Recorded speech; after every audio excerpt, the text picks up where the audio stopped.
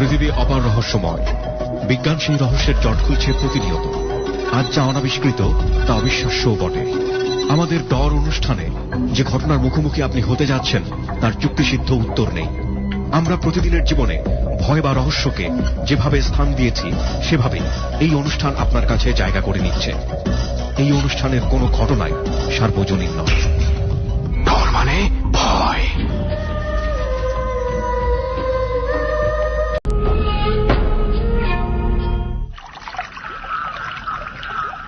এত রাত্রের বেলা নদীর পাড়ে আর বসছস কখনো? বসছি অনেক আগে, ওই রাতে বিক্রমপুরের দিকে গেছিলাম, তখন ওইখানে পদ্মার একটা ছোটখাটো পার আছে আর কি, ওইখানে অনেক ছোট ছিল, তুই তো ছোটবেলা থেকে অনেক পাকনা। হ্যাঁ এটা ঠিক, হ্যাঁ তখন বসছি। ছোটবেলায় যারা পাকনা থাকে তাদের কি বলে জানিস? বললাম না। আচ্ছা, আমাদের সাথে যে বন্ধুরা আছে একটু তাদের সঙ্গে কথা বলে নি। ভাই, আপনারা এর আগে কি কেউ রাতের বেলা এত গভীর রাতে কোন নদীর পাড়ে বসছেন? না, বাসায় নেই। না ভাই। তার আগে রেহান একটা কাজ করো, আমাদের বন্ধুদের একটু পরিচয়টা আমরা সেরে নেই ভালো করে। অবশ্যই অবশ্যই পরিচয়টা সেরে নিব। আর জাহিদ ভাই, আপনি শুরু করেন। হ্যাঁ, আমি মোহাম্মদ জাহিদুল ইসলাম, আমি গাজীপুর থেকে আসছি। আচ্ছা, আমি ঢাকা কলেজ থেকে আসছি মিশন। ওকে, কোনো মিশন আছে আপনার? যেটা মানে আমি অনেকদিন ধরে করতেছি, আমি কিছু আমার ভৌতিক জীবনের কাহিনীগুলো বলবো, এটার জন্য আমার আশা। তার মানে আপনার মিশন সাকসেসফুল। মিশন আর ইম্পসিবল নাই, মিশন পসিবল। আর আছে কি সুফল ভাই? আমি মেহেদি জামান সুফল আছি। ওকে, আরেকজন? আমি মোহাম্মদ আলিরাজ হোসেন, গাজীপুর থেকে আসছি। আচ্ছা, আগে একটা কনফিউশন ক্লিয়ার করে নিই, আলী ভাই আর জাহিদ ভাই কি একসাথেই আসছেন? আচ্ছা, আপনারা কি ফ্রেন্ড? হ্যাঁ, ফ্রেন্ড। আচ্ছা আচ্ছা। আর সুফল ভাই, আপনি আমাদেরকে আপনার জীবনতে যে মিশন ভাই যেরকম বললো যে ওনার জীবনে কিছু কাহিনী আছে, অবশ্যই আপনার জীবনে কিছু কাহিনী আমার আছে। জীবনের কাহিনী নিয়ে আমি এসেছি। আচ্ছা, টিম ভালো করে নিয়ে আসছে তো আপনাদের? হ্যাঁ, যদি কোনো ধরনের কোনো কমপ্লেন থাকে আপনারা নিশ্চিন্তে কিন্তু বলতে পারেন। না ভাই, না, কোনো কমপ্লেন নেই। ওকে, ডট টিমরে ছেড়ে দিলাম এবার, বুঝছো? সেটাই না, এরপরে যদি এরকম কোনো ঘটনা ঘটতো তাহলে আমরা ডট টিমে। এটা ঠিক যে রাস্তাটা অনেক খারাপ, আমরা অনেক কষ্ট করে আসতেছি। আসলে এটা দোষ কারোরই। এখানে আসার পরে কিন্তু কষ্টটার কষ্ট মনে হইতেছে না। এটাই আমি বলতে চাইছিলাম যে এখানে দেখার পরে এখানে সিনসিনারি এত সুন্দর।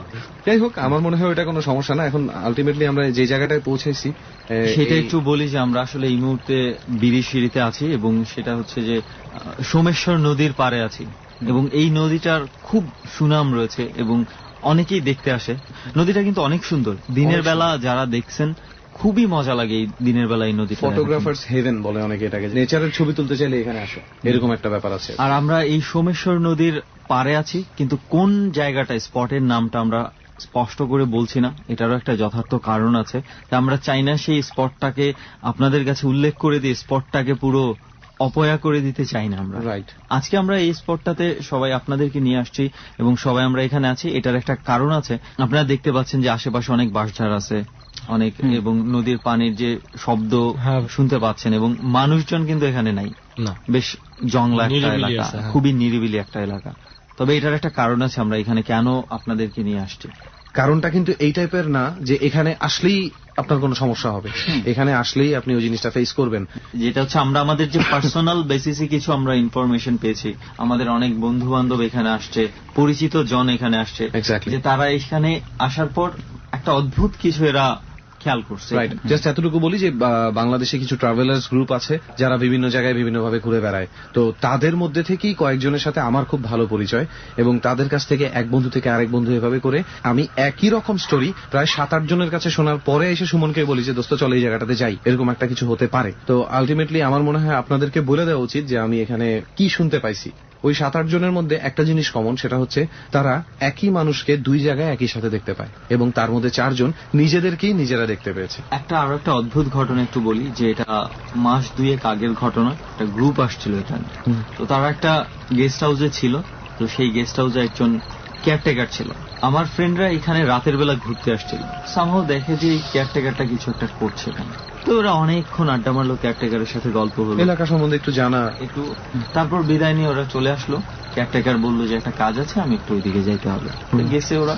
তো দেন ওরা যখন গেস্ট হাউসে আসছে, গেস্ট হাউসে এসে দেখে কেয়ারটেকার গেস্ট হাউসে কাজ করছে। তখন কথা হলো যে তাহলে ওটা কে ছিল? তুমি না ওখানে ছিলে, এত তাড়াতাড়ি কিভাবে আসলো?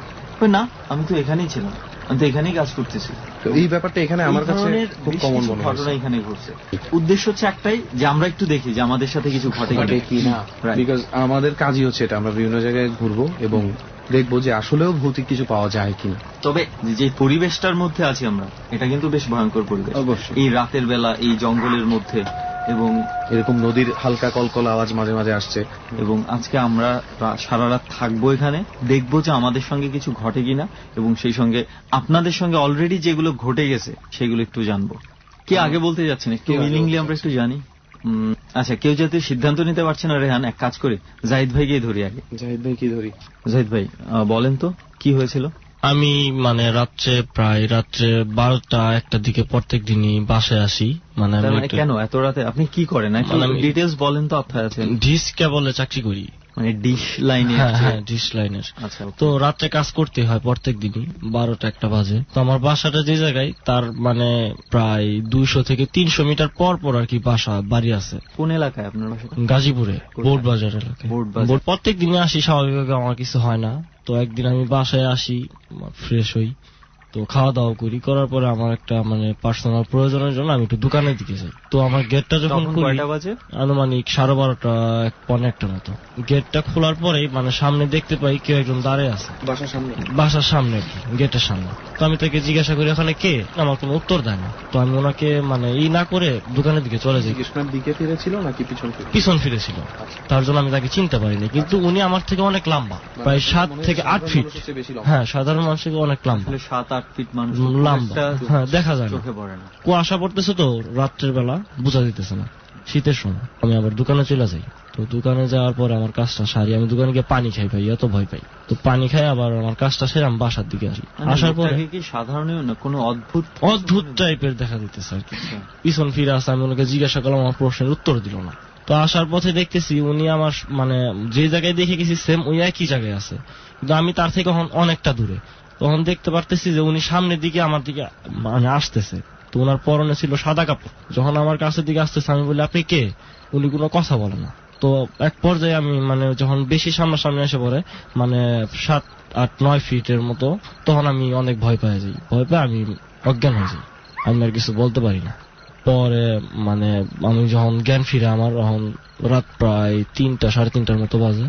তো আমি আব্বা আমার জিজ্ঞাসা করি কি হয়েছে, কয় তোর তো জ্ঞান ছিল না, তুই কি হয়েছে, তুমি বাইরে বইরা ছিল কেন? বললাম যে আমি দোকানে একটা কাজের জন্য গেছিলাম। তো আসার পথে দেখি আমি এরকম একটা লোক দেখা, আমি তো আর কিছু বলতে পারি না। কয় তোরা অনেকক্ষণ এই যে তেল হাত পায়ে দিলাম, এরপর হুজুর আসলো, আইসা তোর এই দোয়া টোয়া ফুদা দিল, মানে এরকম ঘটনাগুলো আমাকে বলে। তো আমি ওনাদের কাছে যে ঘটনাগুলো বললাম, ওনারা মানে কেউ আমার কথা বিশ্বাস করলো না। আমি আমার এই ঘটনাগুলো আমাদের বন্ধুর সাথে শেয়ার করি, তো ওরা মোটামুটি ভাবে বিশ্বাস করছে কিনা আমি নিজেও বুঝতে পারি নাই।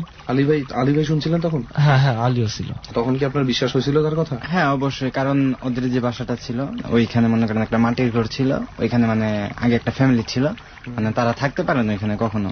ওই মাটির ঘর ওইভাবে রেখে তারা চলে গেছে, কোনো এক কারণে থাকতে পারে না। হ্যাঁ, থাকতে পারে নাই। তো ওই মাটির ঘর তো ওইভাবেই ছিল। পরে ওই জায়গাতে হালকা পাতলা 2-1টা মানে রুম উঠে রেখেছে, কিন্তু এখানে কেউ থাকতে পারে না। আপনারা অনেকদিন ধরে জানতেন যে এখানে কেউ থাকতে পারতেছে না? শুধু ওদের বাড়িটাই আছে ওইখানে। এখন কি ওখানে আর কেউ আছে? না, এখন ওই জায়গায় কেউ নেই। ওইটা পরিত্যক্ত বাড়ি হিসেবে পুরোটাই তালা দেওয়া এখন। তো একদিন আমার ফ্রেন্ডের এক ফ্রেন্ড হলো বিল্লাল, ওর মানে জন্মদিন হয়, আমার ফ্রেন্ডরা সবাই যাই। যার পরে 10:30 11টার দিকে সবাই চলে আসে। আসার পরে বলি যে দোস্ত আজকে আমার রুমে যাব, আমার রুমে কেউ নাই, আজকে আমরা সবাই মিলে টাস খেলবো আমার রুমে বসে। টাস খেলতে খেলতে প্রায় 2টার মতো বাজে। তো ওদেরকে আমি বলি আচ্ছা ঠিক আছে এবার চল, তোরা চলে যা, তোদের বাসার টেনশন করবো, একটু রাস্তার দিকে মানে আমাকে রেখে যা। পরে রাস্তার দিকে যাই, ওদেরকে আমি ছাড়ি। তো আসার টাইমে আমি দেখতেছি ওই সেম একই লোকটাই আমার সামনে দাঁড়ায় আছে। কতদিন পর? 9 থেকে 10 দিন। তার আগে ওনাকে আমি কিন্তু মাঝে মাঝে স্বপ্নেও দেখি, কোনো চেহারা দেখা যেত না, শুধু আকৃতিটা দেখা যেত যে উনি অনেক লম্বা। তারপরে উনি আবার আমার সামনাসামনি আবার ওনার সাথে আমার দেখা হয়। তো আমি ওনাকে বলি আপনি আমার কাছে কি চান? আপনাকে তো আমি চিনি না। ওখানে আর কি আমার মোটামুটি ভয়টা কমে যায়, আমার শরীরে একটা তাবিজ ছিল তখন। তো উনি মানে হাইটা চলে যায়। কি প্রথমে ছিল না যখন? না, ওই যে একদিন যেদিন রাত্রে আমি জ্ঞান হারাইলাম, অজ্ঞান হওয়ার পরে দিছে। কিন্তু তারপর উনি আমার সামনে আসার পর উনি চলে যায় আবার। তো আমি আবার মনে মনে ভয় পাই, যাই আম্মা আব্বাকে ডাকি। দেখো আজকেও তো এরকম ঘটনা, আমি তো ভয় পেয়েছি।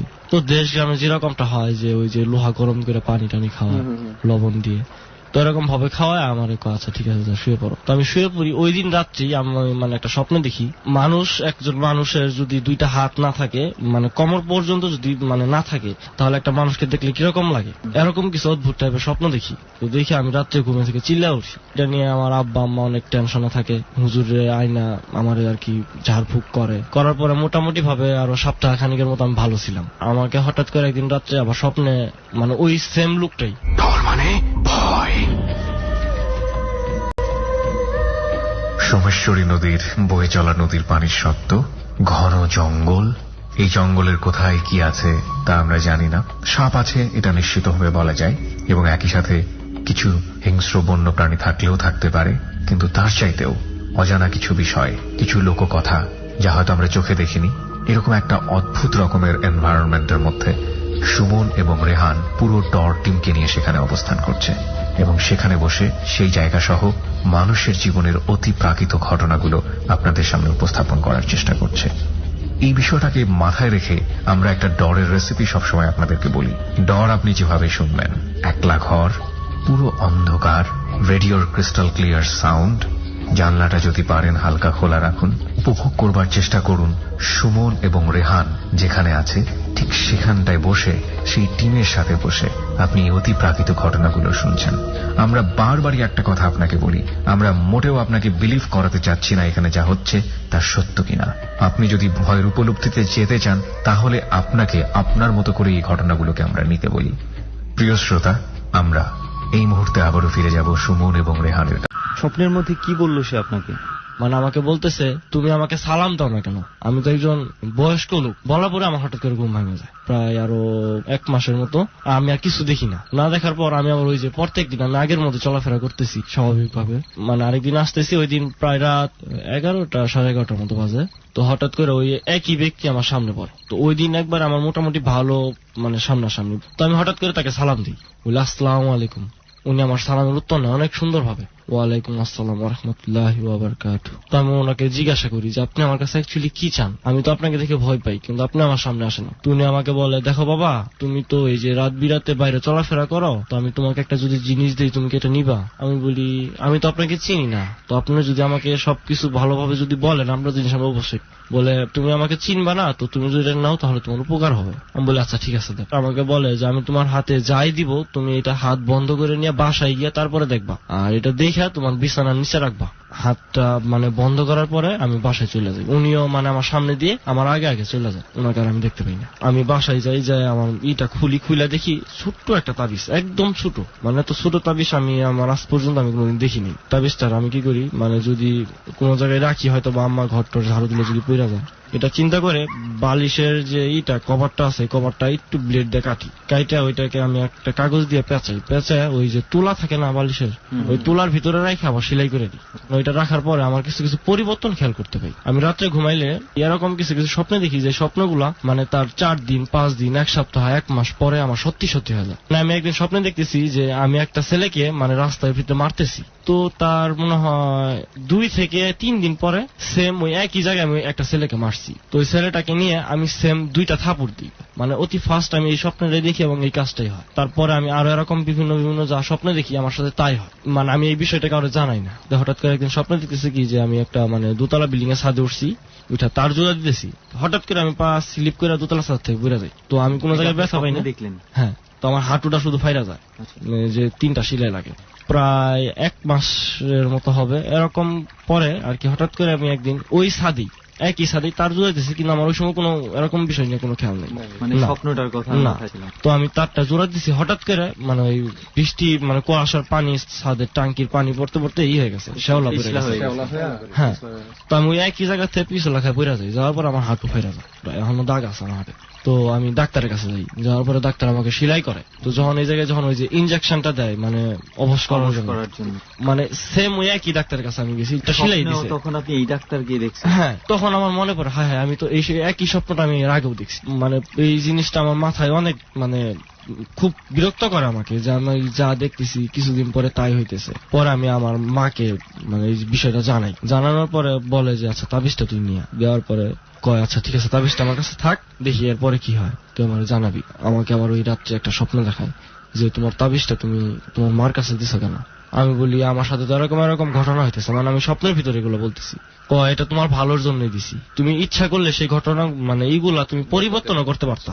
যে উনি আমাকে আবার বলতেছে যে পরিবর্তন করতে পারতা, কিন্তু এখন তুমি এই জিনিসটা যে তোমার মার কাছে দিছো, এই জিনিসটা তোমার মার কাছে দাও। এই কথাটা শুনে আমার ঘুমটা ভেঙে যায়। আমি মার কাছে যা জিজ্ঞাসা করি কই টাং যেটাকে বলে টাঙের এক কোনায় রাখছে, তো পুরা ট্রাং খুঁজে একটা একটা করে কাপড় নামায় এটাকে খুঁজে আর পাইনি। আর এরকম ওনাকে নিয়ে আর কোনোদিন আমি কোনো স্বপ্ন দেখিনি। আচ্ছা, আপনার কি কখনো পরবর্তীতে জানতে ইচ্ছা করে নাই যে ওই লোকটা আসলে কে ছিল?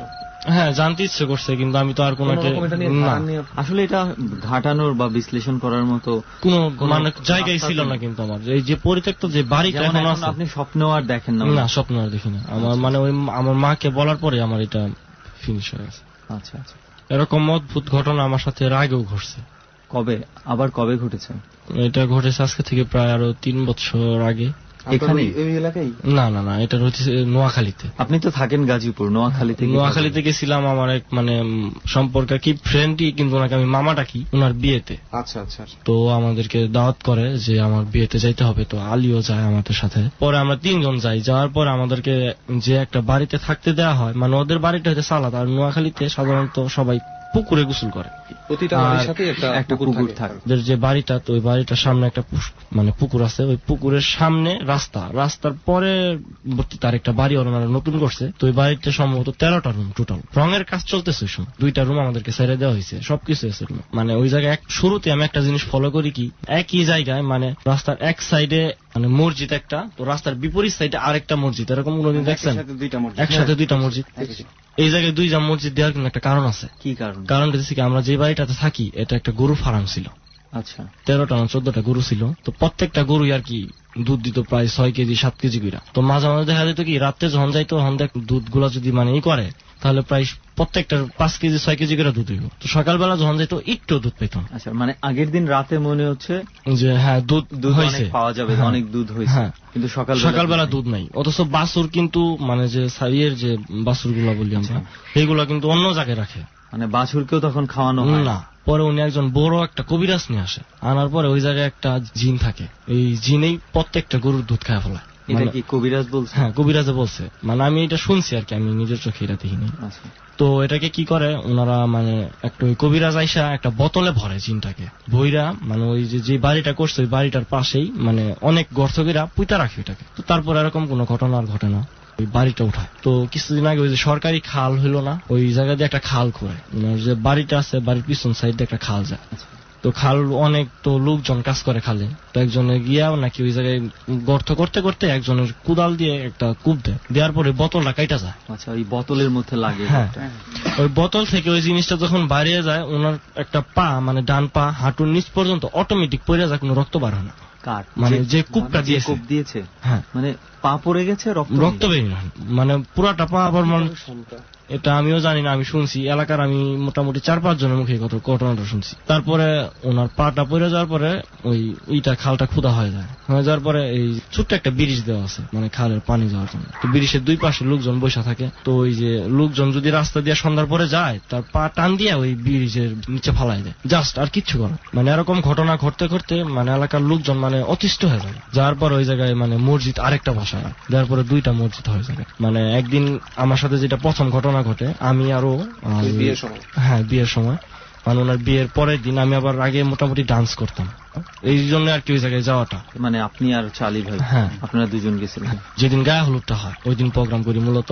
তো তারপরের দিন বিয়ে হয়, সন্ধ্যার দিকে আমরা বউটো নিয়ে চলে আসি। আসার পরে আমি আরো বলি আচ্ছা ঠিক আছে একটু রাস্তার পাশে বসি। তো আমরা বসে থাকি, থাকার পরে ওই স্বাভাবিকভাবে 2টা লোক হাইটা যেতেছে, একসাথে 2টা লোক এর ভিতরে পড়ে যায় ব্রিজের নিচে, অটোমেটিক চোখের সামনে সাইটে যেটা আছে। পরে আমরা 2 জনেই ওই লোক 2টাকে টাইনা উঠাই। তারপরে আমি টোটাল ওই জায়গায় ছিলাম 9 দিন। 2-3 দিন যাওয়ার পরে আর কি আমরা যে রুমটাতে শুই, ওই রুমটার জানালা হইতেছে আপনার দক্ষিণ দিকে। খালের ওই পাশে একটা আছে আবার বাঁশঝাড় অনেক বড়। তো ওইটার ভিতরে দিনের বেলা তাকাইলেও মোটামুটি অন্ধকার লাগে, বেশ একটা পরিষ্কার দেখা যায় না, খালের একবারে কিনার দিয়ে। তো আর আমি রাত্রে শুই এক রুমে, আর পাশের আরেক রুমে ওই রং মিস্ত্রি থাকে। তো রাত্রে আমি ওই করি 2 জনে বসে এমনি জোড়া খেলি। খেলতে মানে রাত হয়ে যায় 3টার মতো বাজে, তো শুয়ে পড়ি। কিছুক্ষণ পরে দেখতে পাই কি গাছের উপরে মানে চুপ চুপ চুপ চুপ কিছু একটা মানে পড়তেছে, এরকম একটা শব্দ পাই, আওয়াজ পাই।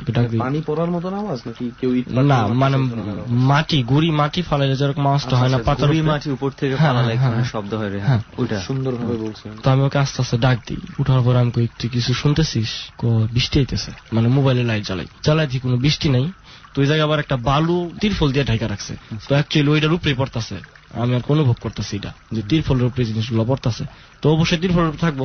তো তিরফল লাইট দিয়ে দেখি অনলি 3টা পাতা ওইটা আছে, কোনো ধরনের কোনো কিছু নেই। তো মোটামুটি ভাবে 2 জনে ভয় পাই। তারপরের দিন আমরা মানে বন্ধু বান্ধব মিলা ওই জায়গায় আরো সবার সাথে পরিচয় হয়ে যায়। ওরা একটা মানে মুরগি কিনা আনে, মানে খিচুড়ি রানবো একটা সবাই মিলে। হ্যাঁ, লাকটির চুলার ভিতরে আর কি খিচুড়িটা পাকাই, ওইটা সুন্দর করে ঢাকা রেখে আমাদের রুমের ভিতরে দরজা লাগায় শুয়ে পড়ি। সকালবেলা উঠে দেখতেছি কি যে পাতিলের ঢাকনাটা অটোমেটিক আরেক জায়গায় সুন্দর ভাবে রাখা, কিন্তু পাতিলের মাঝখান থেকে অর্ধেক খিচুড়ি নাই। হয়তো এটা কেউ বিশ্বাস করবেন না, কিন্তু এটা অ্যাকচুয়ালি একদমই রাইট। রুম এখানেই করা, মানে লক করা ভিতর থেকে, দরজা আমরা 2 জন ছাড়া জাস্ট কেউ নেই। এটা কয়দিন ঘটছে এই ঘটনা? মানে 3 দিন, 3 দিন ঘটনা ঘটছে। মানে আমরা গেছি 3 দিন হয়েছে, তারপরে 3 দিন, তারপরের যে আমরা না না না একদিন খিচুড়ি নাই, খিচুড়ি পাকানো হয়েছিল। আরেকদিন ওর শরীরের ভিতরে গরম একটা বাতাস লাগছে। আচ্ছা, এটা শুনি আমি বলি, তো খিচুড়ি নাই। তো আমরা 2 জনে সকালবেলা চিল্লাচিল্লি করতেছি কে ঘরে এসে, আর মানে ঘরের ভিতরে ঢুকলো। তো আমি ওরে কই তাহলে তুই খাইছিস? ও কয় না তুই খাইছিস। তুই আমার মাথায় হাত রেখে, আমি তোর মাথায় হাত রেখে। তুই কি রাতে দরজা খুলছিলি? কয় না। মানে জানলা দিয়ে নেওয়াটাও অসম্ভব, এক কোনার ভিতরে অনেক দূরত্ব। না না না, ইচ্ছা করলেও নেওয়া যায় না এটা। মানে একটা কাঠি দিয়ে যদি নেয় তাহলে নিতে পারবে, কিন্তু তাহলে তো পড়বে 2-1টা। আর সমান করে মানে এই করা। তারপরে মানে 2 জনে মোটামুটি ভয় পাওয়া যায়। তো তারপরের দিন আমি কি করি, সিঁড়ির নিচে চুপ করে বসে থাকি। ও আবার ওই সিঁড়ির উপরে দিয়ে রুমে যায়। রুমে যাওয়ার সাথে সাথে একটা চিল্লানি দেয়, জুড়ে বিকট ভাবে একটা চিল্লানি দেয়। কে? আলী। তারপর আমি মানে মোবাইলে লাইট জ্বালায় যাই, কিসে আমার শরীরে পুরো গরম বাতাস লাগছে। আচ্ছা, এটা আলী ভাইয়ের কাছ থেকে শুনে আপনি তো গরম বাতাসটা পেয়েছেন না? আপনি আমাকে ওই যে রুমে যে গেছেন, ওই রুমে যাওয়া থেকে বলেন তো ভাই। ভাত আরেকদিন পাকেছি, ভাত আর মাংস পাকেছি। তো পরে আমরা ওই রং মিস্ত্রির ওইখানে যে মানে তাসখালী রাত্রে, তো ওইখানে শুয়ে পড়ি। ও আর ওই মিস্ত্রিটা শুয়ে পড়ছে, তো আমি জাগ না, আমাকে ডাকতেছে, ওরা কেউ শুনে না। তো হঠাৎ করে আমি শুয়ে, মানে এটা কেউ বিশ্বাস করবো কিনা আমি জানি না, কিন্তু এটা আমি নিজে যেটা দেখছি এটা বিশ্বাস করার মতো না। মানে এটা আবার আমি দেখি না, করতে হবে। শোয়ার পরে প্রায় 2:30 মতো বাজে। হঠাৎ করে দেখি মানে মাথাটা, আমি শুইছি, শোয়ার পরে 2 সাইডে 2 জন, আমি মাঝখানে। মানে আমি এমনি ভয় পাই, অনেক ভয় পাই। মানে দেখতেছি যে মানে কালো একটা ছায়া আসছে, শুয়ে পাতিলটার কাছে বসছে। বসার পরে ঢাকনাটা এমন ভাবে উঠাইছে, মানে বলার বাইরে, নিচটা আস্তে আস্তে খাইতেছে, একটা দানাও নিচে পড়েনি। মানে আমার পুরো শরীর এমন ভাবে ঘামছে, মানে বলার বাইরে। আমি ওরে চিমটি মারতেছে, ও উঠে না। সাইডে যে রং মিস্ত্রি আছে, ওরে চিমটি মারতেছে, ও উঠতেছে না। পরে কি করবো, এই গরমের ভিতরে পুরা খেত একটা নিয়ে পুরা শরীর আমার ঢাকা। খাওয়ার পরে মানে শুধু ফলো করে রাখছে, যে আমার দিকে ফোকাস করে রাখছে, যে আমার দিকে তাকিয়ে আছে ওই জিনিসটা। ওই কালো ছায়াটা আমার দিকে তাকিয়ে আছে, আমার দিকে তাকিয়ে ওইখানে বইসে জিনিসটা খাইতেছে। খেতাটা আমি যখন মরু দিছি, মরু দিয়ে মানে আমি আস্তে আস্তে এখন অরিচিমটা কেউ উঠে না, যা হয় হোক, এই কথাটাই। পরে সকালবেলা উঠে ওদেরকে বললাম, ওরা কেউ পাত্তা দেয় না আমার জিনিসটা। পরের দিন রাত্রে যেটা হয়েছে, আমার ভয় দেখানোর জন্য ওরা 2 জন রুমের ভিতরে থুয়ে চলে গেছে, পুরাবার অন্ধকার, নাই কারেন্ট। হঠাৎ করে মানে আমি ওখানে দাঁড়িয়ে গেছি, এমনি পিছনে ভাসতো বা ওখানে আমি খাড়া দিছি।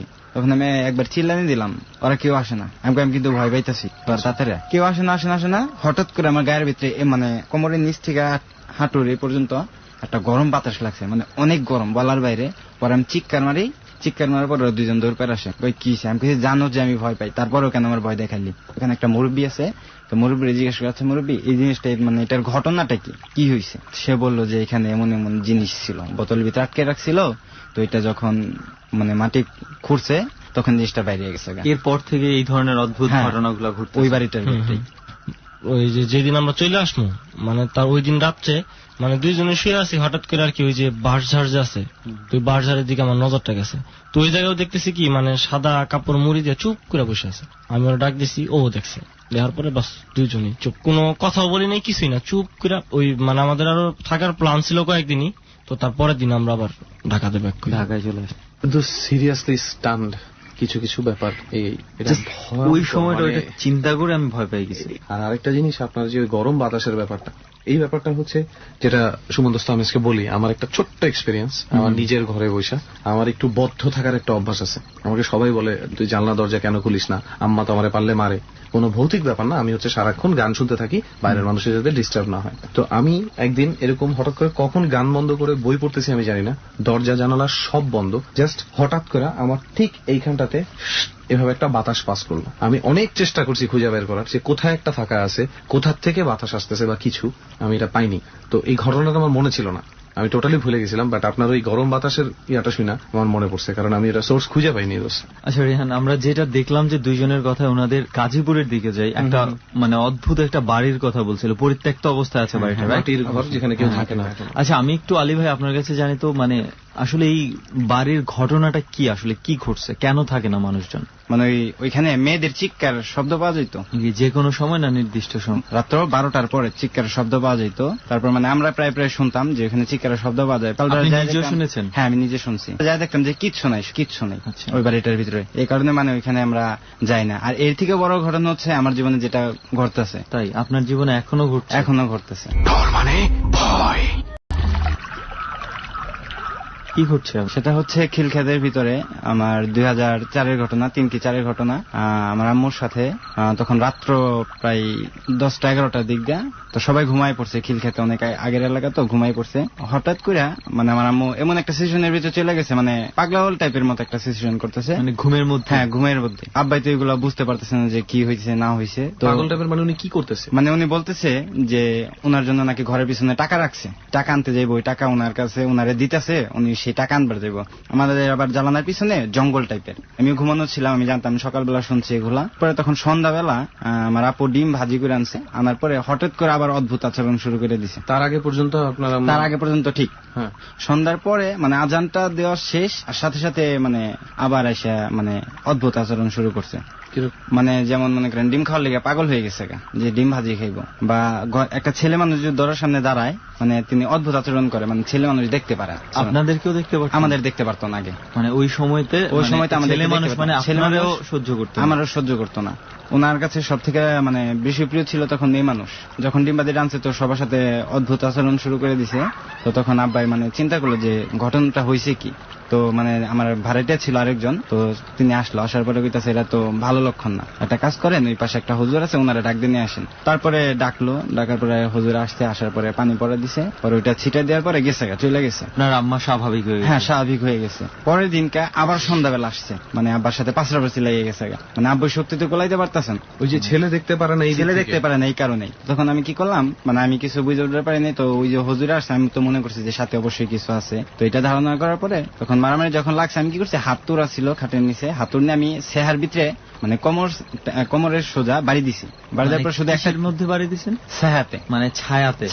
আচ্ছা, আপনার আম্মার ছায়া, যে আমার ছায়াতে একটা বাড়ি দিছি। আচ্ছা, ঠিক আছে। তখন মানে একটা চিৎকার দিছে, ওমা করে একটা চিৎকার দিয়া, মানে তখন আমার মা সেন্সলেস হয়ে গেছে। আমার জ্ঞান আসছে, জ্ঞান আসার পরে ওই দিন আর কিছু হয় নাই। তো পরের দিন সকালবেলা আমরা মানে পাশে আরেকটা বাড়ি ছিল, দোতলা বাড়ি, মানে নিচেও কাজ হয় নাই, উপরেও কোনো কাজ হয় নাই। তো ছাদে আমরা খেলতেছি, খেলার পরে এখন পাশের ভাই এক ভাই আমাদের ধরে দিছে। তো আমি এক সাইডে লুকে আছি, লুকে শুধু রডটা হালকা ভাবে একটু টাচ করছি, মানে এমন যে আমাকে স্প্রিং করছে রডটা, মানে যে রশিদার টাইনা যদি করি তার থেকে দ্রুত ভাবে স্প্রেড করে আমার এই কপালটা এখনো দাগ আছে যেটা। আচ্ছা, তো আব্বাই জিনিসটা বুঝতে পারছে হয়তো বা, জানি না। তো সন্ধ্যাবেলা ওইটা আবার মার উপরে ভর করছে। তখন ওই জিনিসটা আমাদের আয়ত্তের ভিতরে হয়ে গেছে। মানে ওর একটা কন্ডিশন ছিল, যদি খাবার দেয় ও কথা মানবে, যদি খাবার না দেয় কথা মানবে না। আচ্ছা, আর একটা কন্ডিশন, আর সব থেকে বেশি প্রিয় গরুর মাংস আর দুধ। তো আব্বা রাত্রে জিজ্ঞেস করলো যে এই জিনিসটা, কাজটা কে করছে? পরে ও স্বীকার গেছে সুন্দর মতো।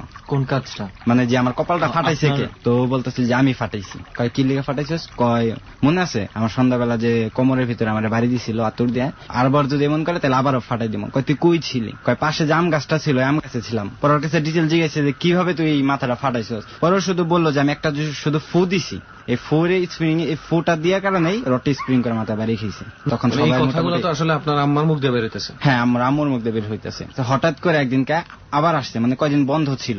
আপনারা কোনো চেষ্টা করেন নাই জিনিসটা যাতে আর না আসে, এরকম কোনো ব্যবস্থা নেওয়ার? না, আমার আব্বু চিন্তা করছে যেটা, যে জিনিসটা যদি পালানো যায়, তো আব্বু চিন্তা করছে যে এটারে পালবো। তোরে একদিন বলছে যে আচ্ছা তোরে যদি আমি রাখি নিজের রাতের ভিতরে, তোর কি করতে হইব? তো বললো যে আমার সবকিছু দিবি, আমি তোর কথা শুনবো, কিন্তু আমি তোর কোনো কাজ করতে পারবো না। তখন আব্বু জিজ্ঞেস করলো কেন? আমি আরেকজনের কাজ করি, অতএব তোমার কাছে আমি করতে পারবো না। আচ্ছা, তো তখন দেখা গেল যে মানে আমার আম্মু এতই চিকনা হয়ে গেছে বলার বাইরে, শরীরের সব রক্ত খাই ফেলছে। তো তখন আবার চিন্তা করলো যে এইভাবে চলতে থাকে তাহলে আমার আম্মা আর বাঁচবো না। মানে ভাড়াটা ছিল একজন রংপুরের, তার আবার একজন কাকা আছে রংপুরের কবিরা। তো ওনার একদিন ডেকে আনার পরে উনি বসলো, ধ্যানে বসার পরে ওইটা হাজির করছে, ওনার উপরে আসছে জিনটা, ওই কবিরাজের উপরে জিন ভর করছে। আচ্ছা, মাই গুডনেস। যে কবিরাজকে যখন নিয়ে আসা হয়েছে ওনার আম্মার ট্রিটমেন্টের জন্য, তখন সেই জিনিসটা তার আম্মার ভিতর থেকে বাইরে হয়ে এসে কবিরাজের উপর ভর করছে এবং ভর করে বলতেছে যে তার ভিতরে কিছু নাই। মানে কবিরাজের মুখে এটা বলাইতেছে যে তার ভেতরে কিছু নাই। তারপরে মানে কবিরাজে উঠে গেছে, কবিরাজ উঠার পরে বলতেছে যে জায়গাটা অপবিত্র ছিল, এর জন্য এমন কিছু হয়েছে। তো তারপরের দিন আবার বসছে, একই কবিরাজ আবার বসছে। তো পরের দিন বসছে, পরের দিন বসার পর ওই কবিরাজের উপরে কবিরাজের দিনটা আসছে। ওই দিন আবার ওই দিন জায়গা আবার পরিষ্কার করে নিছে। তো কবিরাজ তাই এসে বলতেছে তোমাদেরকে আমি 3টা তাবিজ দিব, যদি তাবিজটা থাকে তাহলে তোমার মানে আব্বারে বলতেছে যে তোমার বউর রক্ত খাইতে পারবো না। তাবিজটা দেওয়ার পরে কোনো মতে রক্ত খাওয়াটা বন্ধ হয়েছে। মানে হঠাৎ করে আব্বা একদিন জিজ্ঞাসা করে যে তুই কি খাইতে পছন্দ করিস বেশি? পরে বলে যে আমি মিষ্টি খামো, গরুর মাংস খামো, আর দুধ দিবি, সব সময় দুধ দেওয়া বাদ দিবি। একদিন আব্বা কইতেছে আচ্ছা ঠিক আছে, আমি তো টাঙ্গাইল চলে যাবো, তো তুই আমার সাথে গিয়ে টাঙ্গাইলের মিষ্টি তো আবার খুব ভালো, তুই টাঙ্গাইলের মিষ্টি খাইতে। বলছে হ্যাঁ আমি টাঙ্গাইলের মিষ্টি খামো, কিন্তু তোর একটা কাজ করতে হবে। কি? তো বললো যে তুই মিষ্টির দোকানে গিয়ে দাঁড়াই থাকবি, তোর আর কিচ্ছু করতে হবে না, যা করার আমি করবো। তো আব্বা মিষ্টির দোকানে গিয়ে দাঁড়াইছিল, একটা কুত্তা হইয়া মিষ্টিও ঠিকই খাই ফেলছে। তো কেউ দেখে নাই, কেউ দেখে নাই। ও যেভাবে খাইছে সেটা ওর পলিসিতে খাইছে, আমরা নিজেরা বলতে পারবো না যে কিভাবে খাইছে। মানে ওকে যখন রূপ যে ধরছে এটা কিভাবে জানলেন? ও নিজে যখন আমার আম্মার উপরে আবার ভর করছে তখন এটা ওর কাছে জিজ্ঞাসা করা হয়েছে। তো তখন মিষ্টি খাওয়া শেষে যখন আমার আব্বা টাঙ্গাইল থেকে ফিরতেছে, তখন গাড়ির ভিতরে মানে হাতটা এভাবে দিয়ে গ্লাসের ভিতরে টেনশন করতেছে। তো হঠাৎ করে হাতটা ধাক্কা দিছে। ওই হাত ধাক্কা দেওয়ার পরে আরেকটা গাড়ি ছিল, ওই গাড়ির সাথে বাড়ি খাইয়া গাড়িটা দুইটা এক হইয়া এই পর্যন্ত কেটে গেছিল। তো ওইটা মানে আরেকজনে গামছা দিয়া বান দিছে, মানে ধাক্কা দিছে মার সাথেরটা। আচ্ছা, হয়তো বিশ্বাস করবেন একটা হাত কাটলে কতটুকু রক্ত পড়ে, তার মনে যে 3 ভাগের 1 ভাগ রক্ত পড়ে নাই আব্বার হাত থেকে। আব্বা আসার পরে ওইটা শিলি করছে, শিলি করার পরে তো ওইটা আবার সন্ধ্যাবেলা আসছে। আসার পরে আব্বা জিজ্ঞেস করতেছে যে আচ্ছা আমার হাতটা কিভাবে কাটলো, তুই বইলা দে, তুই যা খাবি আজকে তাই খাওয়ামো। পরে বলে যে হাতটা আমি ধাক্কা দিছি। কেন ধাক্কা দিছস? পরে বলতেছে যে মানে আমি শয়তানি করে ধাক্কা দিবার গেছিলাম, তো হাতটা ধাক্কা দিবার গিয়ে তোর পাশের গাড়ির লগে বাড়ি খেয়েছে। আর তোর হাত যদি আমি না চাপ দিয়ে যদি না ধরে রাখতাম, তোর রক্ত যতটুকু পড়ছে তার থেকে আরো 6 গুণ বেশি পড়তো রক্ত। যতটুকু রক্ত পড়ছে ততটুকু রক্ত আমি চেটে খেয়েছি, আমার হাতে যতটুকু পড়ছে, আর বাকি রক্ত আমি পড়তে দেইনি। তারপরে মনে করেন আস্তে আস্তে এই কয়দিন যাওয়ার পরে এভাবে যাওয়ার পরে ওই কবিরাজটা তাবিজটা দিয়ে দিছে। দেওয়ার পরে মনে করেন হ্যাঁ মোটামুটি সুস্থ। তাও হঠাৎ মাঝে মাঝে তাবিজ যে দিছে ওই আপনার আম্মার উপরে, ওই জিনিসটা কোনো অবজেকশন দেয় নাই? ওই জিনিসটা অবজেকশন বলতে ওইটা যাবে না কখনো, ওইটা থাকবে সাথে, কিন্তু শরীরের কোনো ক্ষতি করতে পারবে না। মানে ঘটনাগুলো এখনো ঘটছে, এখনো আপনার আম্মার উপর আছে এটা। আর এখন বর্তমানে ওই জিনিসটা আমাদের কেমন ভাবে দেখে যে নিজের ভাই বোন হিসাবে।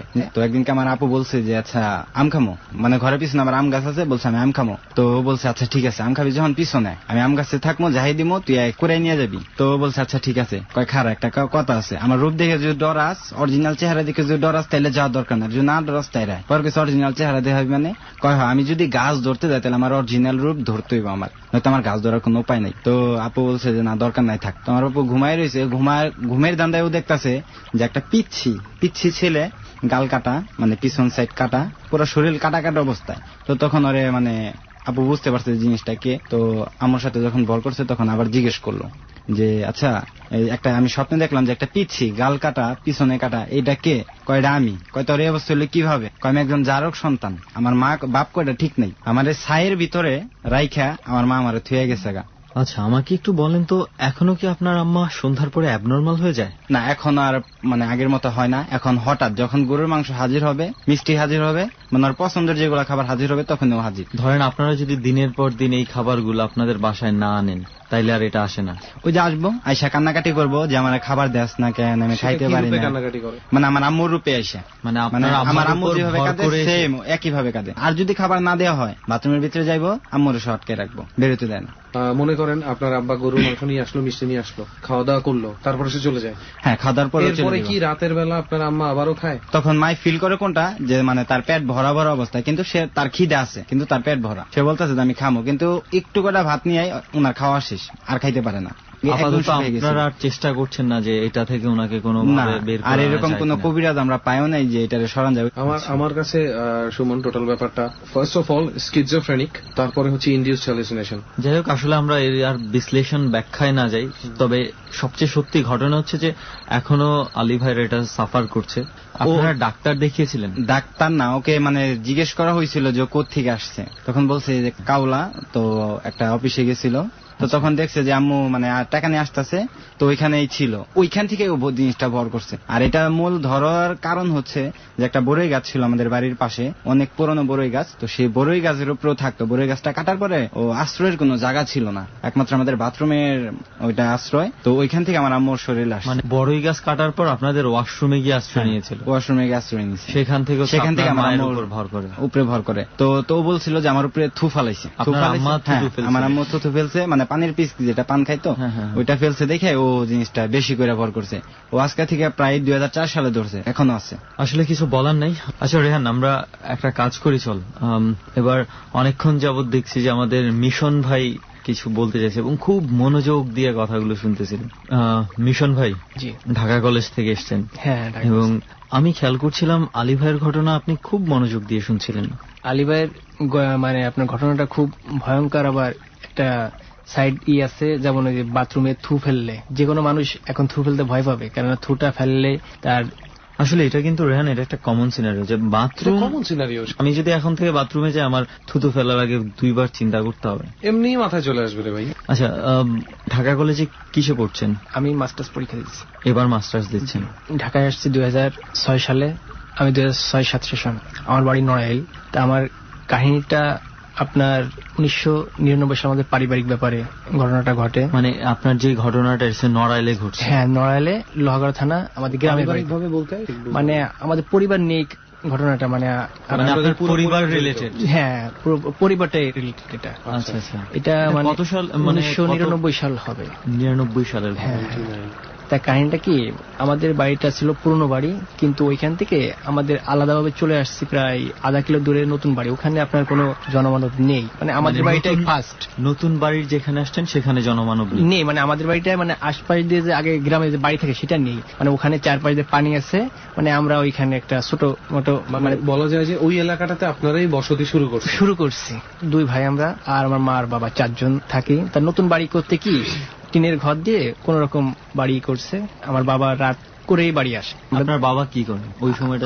উনি ব্যাংকে চাকরি করতো। আচ্ছা। উনি চলে গেছে, চাকরি করিনি, অল্প দিন করছে। রাত 12টার সময় আসছে, তা দরজা খুলতে বলছে মাকে, তা আমার মা দরজা খুলে দিয়ে, আবার মানে রাত 12টা বাজলে তো একটা ঘুম ঘুম ভাব থাকে গ্রামের বাড়িতে। তা যে আবার ঘুমায় পড়ছে। এখন বাবার হাতে লাইট আছে, মানে নতুন বাড়ি করছে, কারেন্ট নেই। তা আপনার লাইটটা মারছে, লাইটটা মারলে দেখে কি একটা সাপ আপনার ঘরের মেঝেতে, মানে আমাদের পিছনের বারান্দা আছে, সামনে বারান্দা আছে, কিন্তু আমাদের পিছনের বারান্দাটাই শুধু মাচা। তা আপনার লাইটটা মারলে একটা সাপ দেখছে, মাকে ডাকছে, মানে সাপের নাম শুনলে বলে সাপ থাকে না, এটার জন্য আমার আব্বা সাপ বলিনি, কাছে এই তুমি ওঠো তো, ওদের নিয়ে বাইরে যাও। আমাদের গ্রামে এমন কিছু প্রচলিত আছে, অনেকে রাতের বেলা সাপ শব্দটা উচ্চারণ করে না, চুন, হ্যাঁ বলে কি না না, ওই সাপ দেখলে আপনার বলে কি লাঠিটা নিয়ে আয়, এইটাই বলে জাস্ট, কিন্তু সাপের নামটা বলে না। তা আমার মা বাইরে আসছে, তা আব্বা আছে আপনার গ্রামে কোচ জাতীয় ওই আপনার সাপটা মারার জন্য। তা সাপটা দেখে মানে আপনার পিছনের দিকে চলে গেছে, লাইটটা মারলে পিছনে যায় আপনার ওই মাচা ইট দেখ করে উঁচু করে দেয়া আছে। আচ্ছা। তা আপনার এই মাচা সাপটা ওইখানে যে শুয়ে আছে, তা সাপটা আপনার এমন যেত কালো, একবারে কালো মিশমিশে, কিন্তু অনেক বড় না সাপ, লেজ নেই সাপে। তা সাপটা দেখে তো ওইটাতে কোপ দিচ্ছে, কোপ দিলে আপনার সাপটা গাচ্ছে। তারপর আমার মাকে বলতেছে কি তুমি লাইটটা মারো, মানে সাপটা নিয়ে আসো। তা লাইটটা মেরে মারছে, কিন্তু দেখতেছে সাপটা আসছে, ওইখানতে আপনার নিয়ে আসতে গেছে, সাপটা নেই। পরে বলে কি হলো, পরে আপনার আবার লাইট মেরে দেখে কি অন্য একটা পিলারে গুলা গেছে সাপটা। তখন আপনার যে আবার ওইটাকে ই করছে, 2-3 বার এভাবে ই করার পর সাপটা আপনার কোনো মানে যে ব্যথা পাইছে এরকম কোনো প্রতিক্রিয়া নেই। তখন আমার কোন ওই মাকে বলছে তুমি লাইটটা মেরে দেখো, সাপটা দেখে রাখো, আমি কাউকে ডাইকে নিয়ে আসি। তা আমার পাশে আমার ফুপু বাড়ি, ফুপুতো ভাই আছে, ওরা 2 জন আসছে, আইসে আপনার ওইটা ওরা এসে দেখছে, মানে এমন জায়গায় ই করছে, টেনে আনাও যাবে না, মানে আবার ওখানে যেতেও পারতেছে না। তখন আপনার কি করবে, ওইটা পিছনে যে একটা বেড়া ছিল, বাঁশের বেড়া, ওই বেড়াটা কেটে ফেলছে। কেটে ফেললে ওই সাপটা কোপ দিয়ে ই করছে, যাই দেখি সে কাছে যায় দেখি কি সাপটা নেই। এখন রাত তো অনেক, ওখানে তো আপনার লাইট সবার কাছে সচেতন নেই, দুটো লাইট, ফলো কি এভাবে তো হবে না, অদৃশ্য হয়ে গেছে। মানে স্বাভাবিক একটা সাপ মারতে গেলে আপনার কোবাইলে মারা পড়বে, কিন্তু জিনিসটা 3-4 বার অদৃশ্য হয়ে যাওয়ার পর মানে আব্বার মাথায় যেমন কেমন যেন কাজ করলো, বললো কি এখন থাক। আমরা সকালবেলা দেখি তা ওই সময় জাল ছিল, জালটাতে আপনার চারিকোনা, যে আমার পাশে ওকে ফুফুতো ভাইয়ের জাল আছে, ওরা মাছ মারে অনেক জালি, তা একটা ঘরের 4 কোনা ঘিরে দিয়েছে পুরা। আর কিছু ছাই আছে, ছাইটা চারপাশে দিয়ে রাখছে, মানে সাপটা চলে গেলে দাগ হবে, দাগ হবে, বুঝতে হবে কি সাপটা চলে গেছে, আমরা মানে একটু নিশ্চিন্ত থাকা যায়, মানে কেননা মধ্যে একটা সাপ আছে, এটা কেমন বসবাস করতে গেলে বাচ্চা কাছে নিয়ে ঝামেলার বিষয়। তো সকালবেলা উঠছে, সবাই অনেক রাখছে, পুরো ঘরের বেড়াটা সব কেটে ফেলছে, ওই মাছ ছিল, ধান টান ছিল, সব বের করে ফেলছে। এখন কাছে সাপটা তো যায়নি, পরে বলো কি এখন তো এভাবে বসবাস করা যাবে না, কেননা সাপটাকে আঘাত করা হয়েছে, যে কোনো সমস্যা হতে পারে। তা আমরা ই করি, ওই ঘরটা পুরো কোবাবে, মানে খুঁজে ফেলবে, দেখবে ভিতরে আছে নাকি। তা অনেক ইঁদুর থাকে, ওই গাড়ি থাকে। কি ধরনের সাপ দেখেছে, মানে বিষাক্ত সাপ বা এই ধরনের? হ্যাঁ, গোক্ষ সাপ যেটা বলে, ওই সাপটা দেখছে, কিন্তু সাপটা অনেক বড় না।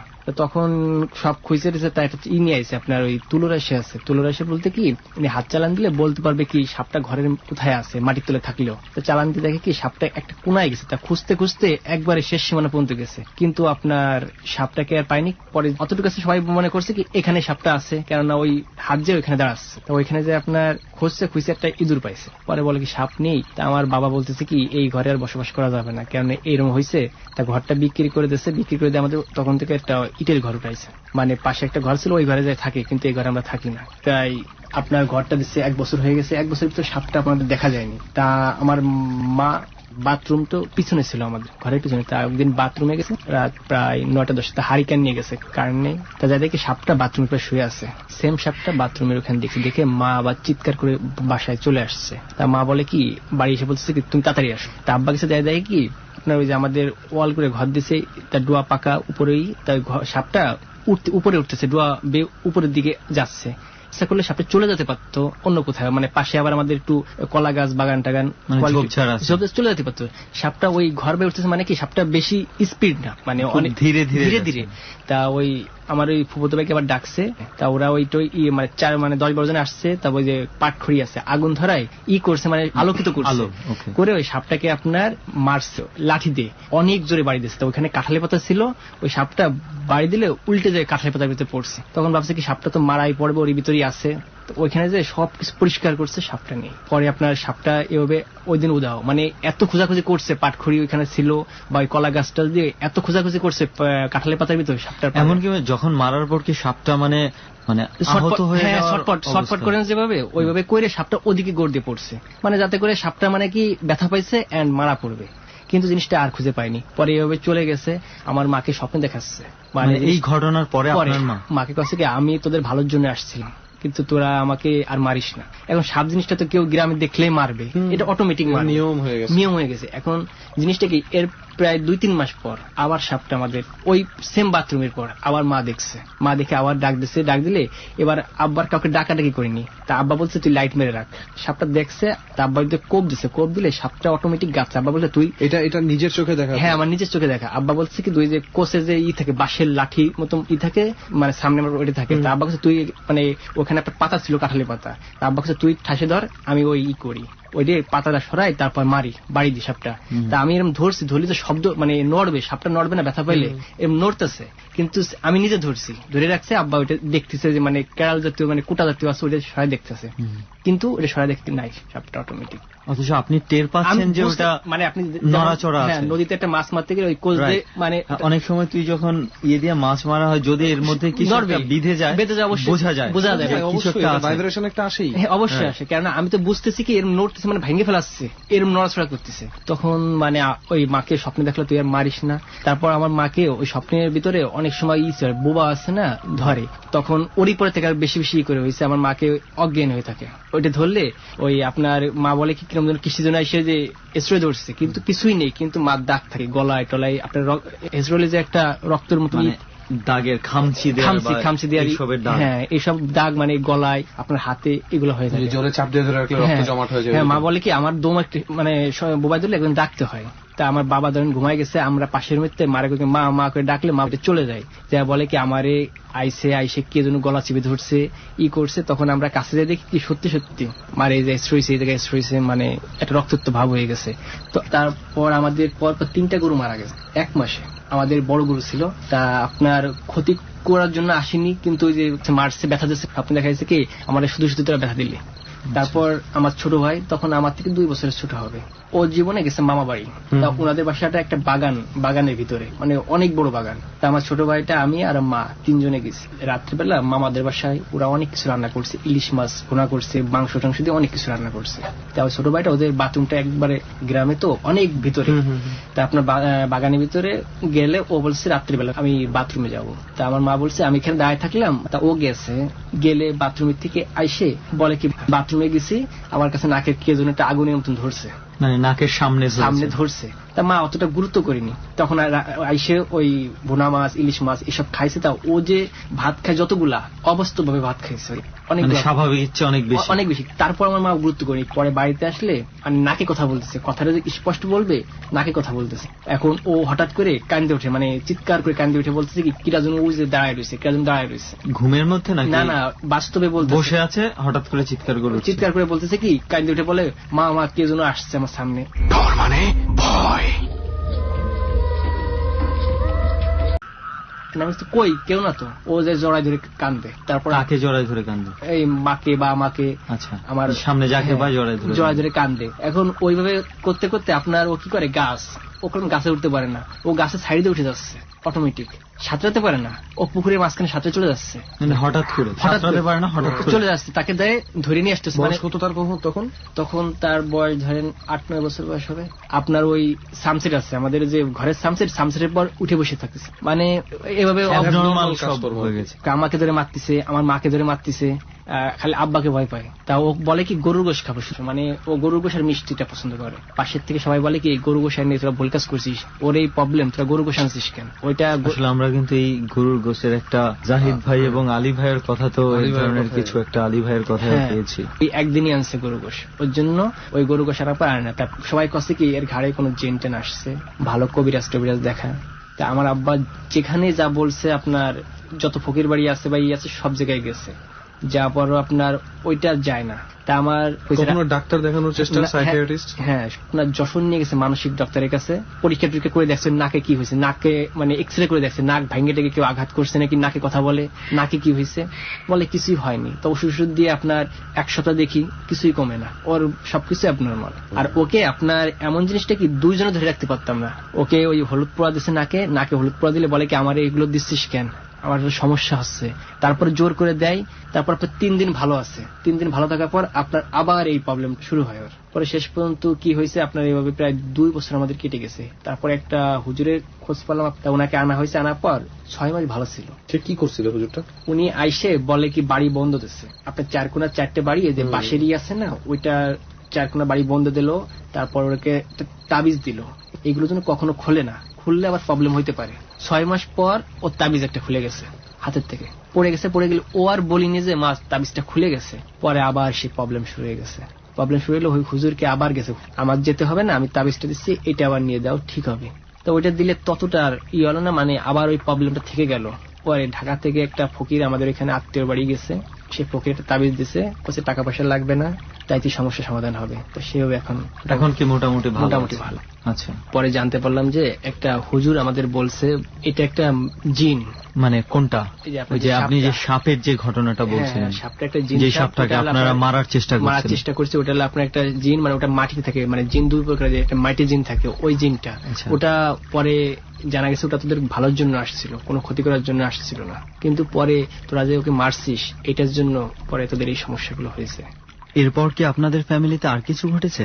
আপনার আমার মানে চাচির ঘটনা এটা চাচির, মানে আপনার পুরো পরিবারের মধ্যেই একটা, হ্যাঁ মানে আমার বাপ চাচারা 2 ভাই, মানে ওরা বিয়ে করছে বা 2 বোনকে, খালাকে বিয়ে করছে। ওকে, ওই সাপটা মারার পর থেকে মোটামুটি পুরো পরিবারের মধ্যেই কিছু একটা মানে পরিবর্তন দেখা গেছে। আমার একটা চাচাতো ভাই ছোট, ওর বয়স বলতে কি আপনার 7 মাস হবে মারা গেছে।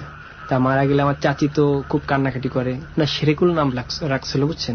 চাচিকে স্বপ্নে দেখাতো কি কিভাবে মারা গেছে, আপনার 7 মাসে এমনিতে মারা গেছে। ও স্বপ্নে দেখাতো কি হুজুর টাইপ, মানে চাচি ওই করছে টুপি পরে সাদা কাপড় মানে পায়জামা পাঞ্জাবি পরে ওই স্বপ্নে দেখাতো চাচি। ওই বাচ্চাটা বলে মা করে এসে তার পাশে এসে বসে থাকতো, ওর মার পাশে এসে বসে থাকতো। তা বলে কি মা আমি তোকে কিছু দেবো। বলে কি দিবি বাবা। তা বলে কি তুই লেবু গাছ ছিল আমাদের ওইখানে একটা লেবু গাছ ছিল, ওই লেবু গাছের কাছে তুই যাই দেখবি কি 200 টাকা পাবি, তাই এই টাকাতে তুই মসজিদে আগরবাতি গোলাপ জল এগুলো কিনে দিবি এই টাকা দিয়ে। রাত্রিবেলা স্বপ্ন দেখাইছে যে সকালবেলা যাই দেখে কি সত্যি 200 টাকা পাইছে।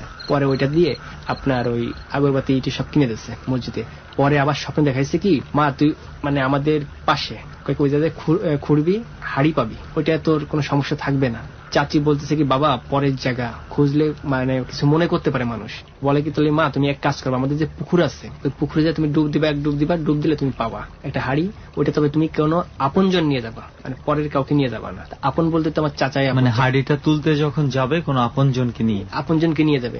টাইম দিছে অনেক রাত্রে যাবা, 3 কান দিয়ে যাবে না, 2 জনের ভিতর এগুলো রাখতে হবে। চাচাকে বলছে কথাটা, আমি আর তুমি যাবো। তা চাচি পুকুরে যায় আপনার, উনি নামছে, নামে ডুব দিতে বলছে একটা। তা সত্যি মানে সাহস করে গেছে, মানে অনেক পাবে হাড়িতে কিছু না অবশ্যই পাবে। তাদের ডুব দিলে সত্যি সত্যি হাড়িটা পাইছে। তা হাড়িটা আপনার টেনে নিয়ে আসতেছে, তা আমার চাচা হাড়ি কান নিয়ে দাঁড়ায় আছে। হাড়িটা তো অনেক বড় একটা হাড়ি। পারে আপনার চাচা হারিকেন নিয়ে দাঁড়ায় আছে, হারিকেন নিয়ে পারে মানে আপনজন নিয়ে যাবা। তা ওই চাচি ওটা ধরে নিয়ে আসছে, পানির ভিতরে হালকাই থাকে, কুলের দিকে এসে বলছে তুমি ধরো। চাচা ভাবছে কি উনি কানে কম শোনে, ভাবছে কি আব্বাকে ডেকে আনতে বলছে, মানে আমার দাদাকে। সে দৌড় দিয়ে যায় দাদাকে যে কথাটা বলছে, দাদা চলে আসছে, আসার পর ওনার হাতের থেকে হাড়িটা ছুটে গেছে, 3 কান হয়ে গেছে, হাড়িটা ছুটে গেছে। তখন ওই দাদা এসে বলে কই, কসে এই তো পাইছে। আমার চাচি তো একবার পুকুর ভরে খুঁজে বেড়াচ্ছে ওইটা, আবার মানে পাগলের মতন, মানে জিনিসটা পাওয়া জিনিস চলে গেছে। এখান থেকে আমার চাচিটা আপনার বলে গেছে। এখনো মানে এই জিনিসটা কি ভালো হয়নি একবার পুরো, এখনো পাগল আছে ওইটা যাওয়ার পরের থেকে। স্বপ্নে একবার দেখাইছিল, বলে কি মা তোরে দিছিলাম তুই রাখতে পারিসনি, এই দেখায়। আর পরে এই পর্যন্ত স্বপ্ন দেখে না। আপনার চাচি এখনো অ্যাবনর্মাল আছে? অ্যাবনর্মাল মানে পুরো অ্যাবনর্মাল না, মানে কি ওই পাগলের মতন কি বলে এটাই না, মাঝে মাঝে কথাবার্তার লজিক থাকে না, মানে কি আপনার ওইটাই মানে ওইটা যাওয়ার পরে থেকে একবারই হয়ে গেছে। তা এর ভিতরে আমি আমার নিজের সঙ্গে একটা ঘটনা ঘটছে। আমাদের এই গ্রাম থেকে আপনার 1 কিলো হবে না, মানে পাশাপাশি গ্রামে। আচ্ছা। তাও পূজা দেখতে প্রায় 3-4 জনে গেছি রাত্রেবেলা। তা আমরা ওই আপনার পূজা মণ্ডপ তো অনেকগুলো থাকে, তা আমরা ওই এক পূজায় যাই যে আপনার 20 মিনিট 30 মিনিট আমরা করছি। আমাদের পাশে যেটা আছে ওইখান থেকে আমরা হেঁটে চলে যেতে পারবো, আমাদের তো ওই রাত্রেবেলা ভ্যান পাবো না বা গাড়ি পাবো না যাওয়ার জন্য। পাশে মানে কাছে যে পূজার মণ্ডপটা আছে ওইটাই যে আমরা পূজা দেখবো। এটা কি আপনাদের নড়াইলে? হ্যাঁ, এটা আমাদের নড়াইল, মানে আমাদের গ্রামটা হলো ধোপাদা, এটা হলো আপনার বিনোদনগর, মানে গ্রামের নাম চোরখালী।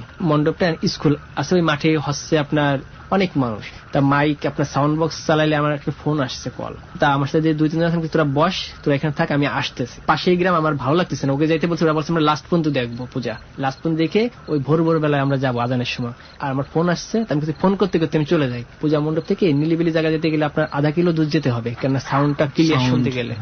তা আপনার আমি সাউন্ড ক্লিয়ারের জন্য আমি আস্তে আস্তে আমি সামনের দিকে এগোচ্ছি, আমার বাড়িও কাছাকাছি যাচ্ছি এন্ড আমিও এগোচ্ছি। তা আমি আধা কিলো গেলে ওইখানে আপনার একটা জিনিসটা কি বলি, এখানে আপনার শ্মশান, মানে মানুষ পোড়ায়, উপার দিয়ে নদী বয়ে গেছে, এন্ড শ্মশান ঘাটের উপারও মানুষ পোড়ায়, ইপারও মানুষ পোড়ায়, 2 সাইডে মানুষ হ্যাঁ পোড়ায়। কিন্তু ওই জায়গাটা পড়ছে কি যেখানে মণ্ডপ, ওইখান থেকে আপনার ধরেন আধা কিলোর ভিতরে কোনো বাড়ি ঘর নেই, 2 কোণা শুধু মানে বাঁশের ঝাড় আছে আর গাছপালা, মানে বাগান। ওখানে দিনে যেতে গেলে আপনার কেমন যেন একটা ভয় লাগবে। তা ওই মানুষ পোড়ায়। তা আমি করছি কি এখান থেকে যাবো, এখান থেকে আমার আগেও যেতে গেলে ভয় পাইছি, আমি ভয় করে। 1-1:30 বাজে, ওই সময় মানুষজন কেউ যা আশা করতেছে না, যারা পূজা দেখতেছে তারা দেখতেছে। তা আমি যাই, ফোনটা আসছে, আমার কলটা আমি রিসিভ করছি। আপনার ওই যে নদীর কূলে তো পুরাই ওই রাস্তার পর ওইখানে আপনার এমন একটা মোড়, ওইখানে আপনার আগে মোটরসাইকেল নিয়ে কেউ যাচ্ছে, আপনার ডাইরেক্ট চলে গেছে, মোড়টা ঘুরতে পারে না, আপনার একবার নদীর ভিতর চলে গেছে চালায়। নসিমুন আছে যে পাট বুঝাই দিয়ে যে আসছে, একবার ডাইরেক্ট চলে গেছে। মানে এই মোড়টার মধ্যেই এই দুর্ঘটনা ঘটে।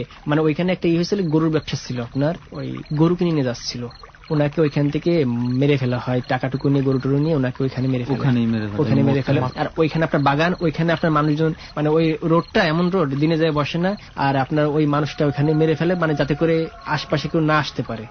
ওইখান থেকে মানে একটা ভয় সবাই কাজ থেকে, মানে যেই জায়গা ওটা আবার যে মানুষ পুরায় 2 কোণা, কি বলবো, ওইখানে মোটরসাইকেল নিয়ে আমি যাচ্ছি, আমার মনে হয় পিছনে কেউ যেন আছে বসে মোটরসাইকেল পিছনে, কিন্তু আমি তাকাই না, মানে কি লুকিং গ্লাসের দিকে আমি ভয়তে তাকাই না, মানে মনে হয় আপনি একা মোটরসাইকেল চালিয়ে যাচ্ছেন, মনে হচ্ছে পেছনে মানে কেউ বসে পিছনে আছে। যে একজন বসলে বোঝা যায় মানে হ্যাঁ। আমার পিছনে কেউ আছে। হ্যাঁ। তা ওইখানে আমি যাচ্ছি, আপনার ধরেন আমি ফোনে কথা বলছি কেবলমাত্র 2 মিনিট কথা বলছি, তা ওই আপনার অন্ধকার হলেও আপসা বোঝা যাচ্ছে কি জিনিসটা। আমার ফোন আছে, তা আমি সামনে ছোট বাচ্চা, তা আমি বলছি এদিকে এত এত মানে রাত্রেবেলা বাচ্চা আসবে কার? তা মানে বাচ্চা ওইখানে তো নর্মাল কোনো মানুষই থাকার মানুষই নেই, মানে বাড়ি ঘরে নিয়ে তা বাচ্চা আসবে কোন যায়? আমি পরে ভাবছি কি পূজার বাচ্চা আছে নাকি, তা আমি বলছি, এতটুকু বাচ্চা এখানে ছাড়বে কিভাবে, মানে পূজার থেকে আসছে নাকি? একা তো আসার আর কথা না। বাচ্চাটা যে আপনার 5 বছর বাচ্চা সেটাও না, আপনার বাচ্চাটার বয়স হতে পারে আনুমানিক 2.5 বছর থেকে 3 বছর, মানে ছোট বাচ্চা, চোখ বড় বড়, মানে দাঁড়ায় আছে। আমি অতবম্ব হয়ে গেছি, আমি এখন যে আমি পিছনে আসবো আমার পায়ে একটে গেছে, আমি পিছনে যেতে পারি না এন্ড আমি সামনে যেতে পারি না। এখন আমি ফোনে যে কথা বলবো কথাটা আমার বন্ধ হয়ে গেছে, ও হ্যালো হ্যালো বলেই যাচ্ছে, আমি ফোনে ওভাবে রেখে দিছি ধরে। ও আমাকে দেখাচ্ছে কি আমি বাড়ির দিক যাবো, ও মানে রাস্তাটা একটু ধরে রাখছে আমার, মানে আপনি যেই দিকে যাচ্ছেন ওই সামনে দাঁড়ায় আছে। এখন আমি এমন হয়ে গেছে যে পিছন দিক দৌড়ে আসতে গেলে অনেক দূর, সামনের দিকেও যেতে পারতেছি না, ওর জন্য আমার মানে ব্রেনে কাজ করতেছে না যে আমি কি করব। পরে দেখি কি একটা মোটরসাইকেল আসছে ওইখান দিয়ে, রাস্তার ওইখান দিয়ে একটা মোটরসাইকেল আসলে ওটা নেই। পরে আমি আস্তে আস্তে পিছন দিক চলে আসি, সে পূজা মণ্ডপের এখানে আইসে ওদের আমি কথাটা বলিনি। পরে আমি বলছি তোরা বাড়ি যাবি, বলে কি দা যাবো। পরে আমি যাওয়ার সময় এই কাহিনীগুলো বলছি, আমি বাড়ি যে মাকে বললে মা বলছে কি সে রাত্রে আমার গোসল করাইছে, তারপর রাত্রে গোসল করাই রাত্রে লোহা পোড়া দিয়ে খায়টায়, তারপর আমাকে মানে মরাবাড়ি ইনফ্যাক্ট অনেক জায়গায় আছে যে গোসল করার সাথে আবার ওই দায়ের আগাতে নুন নিয়ে খাইয়ে দেয়। আর আমার মা স্বাভাবিক ওই যে মার কাছে কিছু একটা বস্তু আছে, ভয় পাইলে আমার মা বলে কি পরে মা ফু দেয়, ফু দিলে আমার ঠিক হয়ে যায়। তবে ভাই আমাদের বাড়ির সাথে যে মানে বাড়িটা তো নতুন বাড়ি ছিল, এখন ধরেন বাড়ি বয়স হয়ে গেছে আপনার 15 বছর হয়ে গেছে, কিন্তু ওইখানে একটা কালভার্ট পোল বোঝেন বসা যায় 2 পাশে, ওইটা নিয়ে আপনার জিনিসটা কি ওটা খুব ভয়ঙ্কর প্লেস, আমাদের বাড়ির সাথেই করলাম। হ্যাঁ এই পোলের আমি বলি পোলে আপনার কি আমার চাচাতো ভাই একটা মানে উনি পড়তো হলো আপনার ঢাকা ইউনিভার্সিটিতে পড়তো আইএস সাবজেক্টে, তা উনি যখন ছোট ছিল উনি থাকতো হলো একটা ঘরে একা থাকতো, তা উনি রাতের বেলা ঘুমায় আছে, তা রাত আপনার 12টা 1টা বা 2টো বাজে উনাকে ফোলের পরে এনে শোয়া রাখছে। কিভাবে আসছে উনি নিজেও জানেন না, উনি ওইখান থেকে এসে ফোলের পাশে টান টানে শুয়ে রয়েছে, সকাল ভোর পর্যন্ত শুয়ে আছে। এখন ঘুমেতে উঠে দেখে আমি কোন জায়গায়, এই জায়গা ফোলের পরে ওনাকে শুয়ে রাখছে, সেই ফোলের যে আপনার বসে না মানুষ ওরই পরে উনি শুয়ে আছে, উনি নিজেই জানে না। সকালবেলা ঘুম ভেঙে দেখে কি উনি ওই ব্রিজের ইসের পরে যে এখানে বসে ওই শুয়ে আছে, শুয়ে উনি যে ঘোর ওই দিক পড়লে পানির মধ্যে পড়ে যায়, এদিকে উনি করছে উনি দেখে উনি এই জায়গায় সে খালি গায়ে রয়েছে, লুঙ্গি পরা খালি পায় এই ফলটার পর। এখানে কিছু কিছু অবাস্তব জিনিস ঘটে, মানে আমি ওই ফলের কাছে যাইতে গেলে মানে আমাদের বাড়ি অন্য জায়গায় যাইতে গেলে ওই ফলের কাছে আসতে গেলে আমার কোনো এক পিছনে কেউ হাঁটছে। পোলের এই ঘটনা কি এখনো ঘটছে? হ্যাঁ এখন আপনি যাবেন গেলে মনে হয় আপনার গার ভিতরে কেমন যেন একটা ভয় ভয় কাজ করবে, এন্ড আসলে মনে হয় পিছনে কে যেন হাঁটছে, কিন্তু পিছনে তাকায় দেখে কিছু নেই। আর ওইখানে আপনি 12টার পর কেউ যাবেও না। দোস্ত মিশন ভাইদের এই পুলে একদিন রাতের বেলা যাইতেই হবে। মিশন ভাই নিয়ে যেতে পারবেন তো একদিন? অবশ্যই অবশ্যই, সমস্যা নেই। ওকে ঠিক আছে, একদিন তাহলে মিশন ভাইয়ের বাড়িতে আমাদের মিশন রইল। কিন্তু সবচেয়ে বড় বিষয় হচ্ছে আমরা যে জায়গার মধ্যে আছি এখানেও কিন্তু সাপ থাকার সম্ভাবনা আছে, সো সাবধান। দোস্ত মিশন ভাইয়ের গল্পে যা বুঝলাম সেটা হচ্ছে যে ঘটে অনেক কিছুই ঘটে এখন, যার কোনো লজিক খুঁজে পাওয়া যায় না। তো যাই হোক, এখন আমাদের সাথে সুফল ভাই আছে। আড্ডাটা যে শুরু করেছিলাম আমরা কিন্তু একটা ভুল করে ফেলেছি। কি? যেই মানুষটা চুপচাপ করে বসে আছে, সুফল ভাই তো অনেক চুপচাপ ছিল, সুফল ভাইয়ের পাশে কিন্তু আরেকজনও চুপচাপ করে বসেছিল, এতক্ষণ একটা কথা বলেনি। কেমন আছেন? ভালো। তপু ভাই কেমন, একটু ফার্স্ট অফ অল বলেন তো, মানে এতক্ষণ তো আপনি অনেক চুপচাপ ছিলেন, আপনার মানে সেই শুরু থেকে আমরা চেষ্টা করেছিলাম আপনাকে কথা বলানোর, আপনি বলেন না। তো এই জায়গার মধ্যে কি আপনি খুব বেশি ভয় পাচ্ছেন এই ধরনের কিছু? আসলে ওই দিনের পর থেকে আমার এইসব ঘটনা শুনলে আসলে গায়ের লোম আর কি শিউরে ওঠে, মানে সুফলের সাথে যে সুফলের সাথে যে ঘটনা, কারণ আমি আগে কখনো এই ঘটনাটা বুঝতে পারছি, সেই জন্য আপনি একটু বেশি আমি এবং শুনতে আমার খুব ভালো লাগে, এই জন্য আমি বসে থেকে আগে শুনলাম ঘটনাগুলো, বলি না এই জন্য যে শুনতেই ভালো লাগে। আচ্ছা তাহলে সুফল তোমার কাছে চলে আসি। পরিচয়টা একটু দিই। আমি মেহেদি জামান সুফল, আমার বগুড়া থেকে আমি মূলত মিরপুরে থাকি। আমার সঙ্গে রিসেন্ট যে ঘটনা ঘটেছে সেখানে আসার আগে সবচেয়ে ভালো হয় মনে হয় প্রথম যে ক্লাস 6-এ থাকতে যেটা ঘটেছে সেটা যদি আমি একটু শুরু করি। অবশ্যই। হ্যাঁ, তো শুধুমাত্র ক্লাস 6 এবং 7 আমি মাদ্রাসায় পড়েছি 2টা বছর। আচ্ছা। তো প্রাইমারি থেকে মাদ্রাসায় গিয়ে আরবি ধরতে আমার সমস্যা হচ্ছিল, এই কারণে আমি আরবি প্রাইভেট এক্সট্রা নিয়েছিলাম, সেটা ছিল আমার আসরের নামাজের পর। তো মাদ্রাসার থেকে প্রায় 1 কিলো দূরে হুজুরের কাছে আমি পড়তে যেতাম, সেখান থেকে একদিন আসতে একটু দেরি হয়ে যায়, মাগরিবের নামাজের পরপর তো মাগরিবের নামাজটা আমি বাইরেই পড়ে আসি। আচ্ছা, বাইরে পড়ে আমি জাস্ট মাদ্রাসায় ঢুকি। গেট থেকে প্রায় 300 গজ দূরে আমাদের হোস্টেল। এর আগে মসজিদ আছে, কিছু আমের গাছ আছে বড় বড় পুরানা। আচ্ছা, যখন ঢুকলাম তখন কেউ নাই, মাগরিবের নামাজ পড়ে যায় হলে চলে গেছে, হোস্টেলে চলে গেছে। তো আমি দেখলাম যে কিছু লোক ওখানে দাঁড়ায় আছে আম গাছের কাছে, একটা খাটিয়া রাখা। আমি বুঝতে পারলাম যে হয়তো মাঝে মধ্যে আসে, জানাজা করতে আসে এখানে, হয়তো জানাজা হবে। তো এটা দেখে আমি কাছাকাছি গেলাম, কিন্তু আমি ওখানকার কাউকে চিনতে পারলাম না। এটা হবে যে আমাদের মাদ্রাসার স্যারেরা থাকবে, আমাদের হলের ছাত্ররা থাকবে, তাদেরকে কাউকে আমি দেখলাম না আর কি। তো এই জন্য আমি বেশি কথা বললাম না। আর ওখান থেকে আমি জাস্ট একটু লাস্ট দেখে আমার ভয়ও লাগে, হোস্টেলে চলে গেলাম। যাওয়ার পর জিজ্ঞেস করলাম একজন বড় ভাইকে যে কে মারা গেছে জানেন কি? তো উনি বললো না, কেউ তো মারা যায় নাই, তুমি মনে ভুল দেখছো। না, আমি ভুল দেখিনি। বলে চলো দেখে আসি। তো আসলাম, এসে তখন আর কিচ্ছু নাই। তো আমি কাউকে বললাম না। যখন রাতে ঘুমাইছি, ঘুমানোর পরে আমি বাথরুমে যাওয়ার জন্য উঠছি, তো ব্যালকনি থেকে ওই গাছটা সোজা দেখা যায় যেখানে লাশটা রাখা ছিল। আমি তখন উঠে দেখি ওখানে লোকগুলো আছে, ওখানে ওরা দাঁড়ায় আছে, দূর থেকে আমি দেখতেছি। আচ্ছা, আমার কেন যেন মনে হলো আমি ব্যালকনিতে ওদিকে তাকানো মাত্র ওরা আমার দিকে তাকাইছে সবাই। এটা মনে হতো আমার খুব ভয় পেয়ে গেছে। আমি তখন দ্রুত বাথরুমে গেছি, কোন রকমের বাথরুমটা সেটা। আবার যখন আসি তখন দেখি ওরা খুব কাছে চলে আসছে, মাঠের মাঝামাঝি চলে আসছে। আমার দিকে অত দূরে ওরা, কিন্তু মনে হচ্ছে আমার দিকে তাকায় আছে তারা, সবাই আমার দিকে রাগ হয়ে তাকায় আছে। এটা দেখে আমি কোন রকমের দরজা দিয়ে ঢুকে ঘরে ঢুকে আমি একা যে শোবো সে সাহস পাইনি, সবাইকে ডাকায় তুলছে যে এই অবস্থা। কিন্তু এটা কয়টার সময়? এটা হবে আপনার 11:30 12টা। ওখানে 10টার মধ্যে সবাই শুয়ে পড়ে আর কি। কেউ বিশ্বাস করতে চায় না যে এটা কিভাবে হয়, এরকম তো হওয়ার কথা না। কেউ 2 বছর কেউ 4 বছর হলো আসছে, সব ঘটনা তো সবাই জানবে না। তাই পরদিন আমার হোস্টেল সুপারকে বললাম, স্যার এই ঘটনা, ভয় পাওয়ার কিছু নাই, কিচ্ছু না, তুমি এক কাজ করো, তোমাকে কিছু দোয়া পরে দিই, তুমি থাকো, দেখি পরবর্তীতে কিছু হলে আমাকে জানাবে। কয়েকদিন কিচ্ছু আর হয় নাই। তো একদিন হয়েছে কি, আব্বা গেছে আমাকে দেখতে, আমাকে 2 প্যাকেট বিস্কিট কিনে দিয়ে চলে গেছে। আচ্ছা, তো এই বিস্কিট আমি রেখে যে পরে খাবো, সবাই মিলে খাবো দেখে আমি ঘুমাইছি। দুপুরে ঘুমাইছি, সকালে দিয়ে গেছে আব্বা। ঘুম থেকে উঠে আমি বিকালে হাত মুখ ধুয়ে এসে বিস্কুট খুঁজতেছি, বিস্কুট নাই। আমি চিন্তা করছি কেউ মজা করছে, লুকিয়ে রাখছে। আমি বললাম দেখো সবাই তো একসঙ্গেই খাবো, লুকিয়ে রাখার দরকার কি, বের করে দাও সবাই খাই। যারা ছিল ছাত্ররা বলতেছে না তুমি তো খাইছো। আমি খাইছি মানে? তুমি তো ঘুমালে আবার 1 ঘন্টা পর উঠে তুমি ওই জামের কাছে নিচে গিয়ে বিস্কুট গুলো খেয়ে আসছো একা একা। 5 মিনিট লাগছে তোমার খাইতে 2 প্যাকেট বিস্কুট, তুমি খেয়ে চলে আসছো।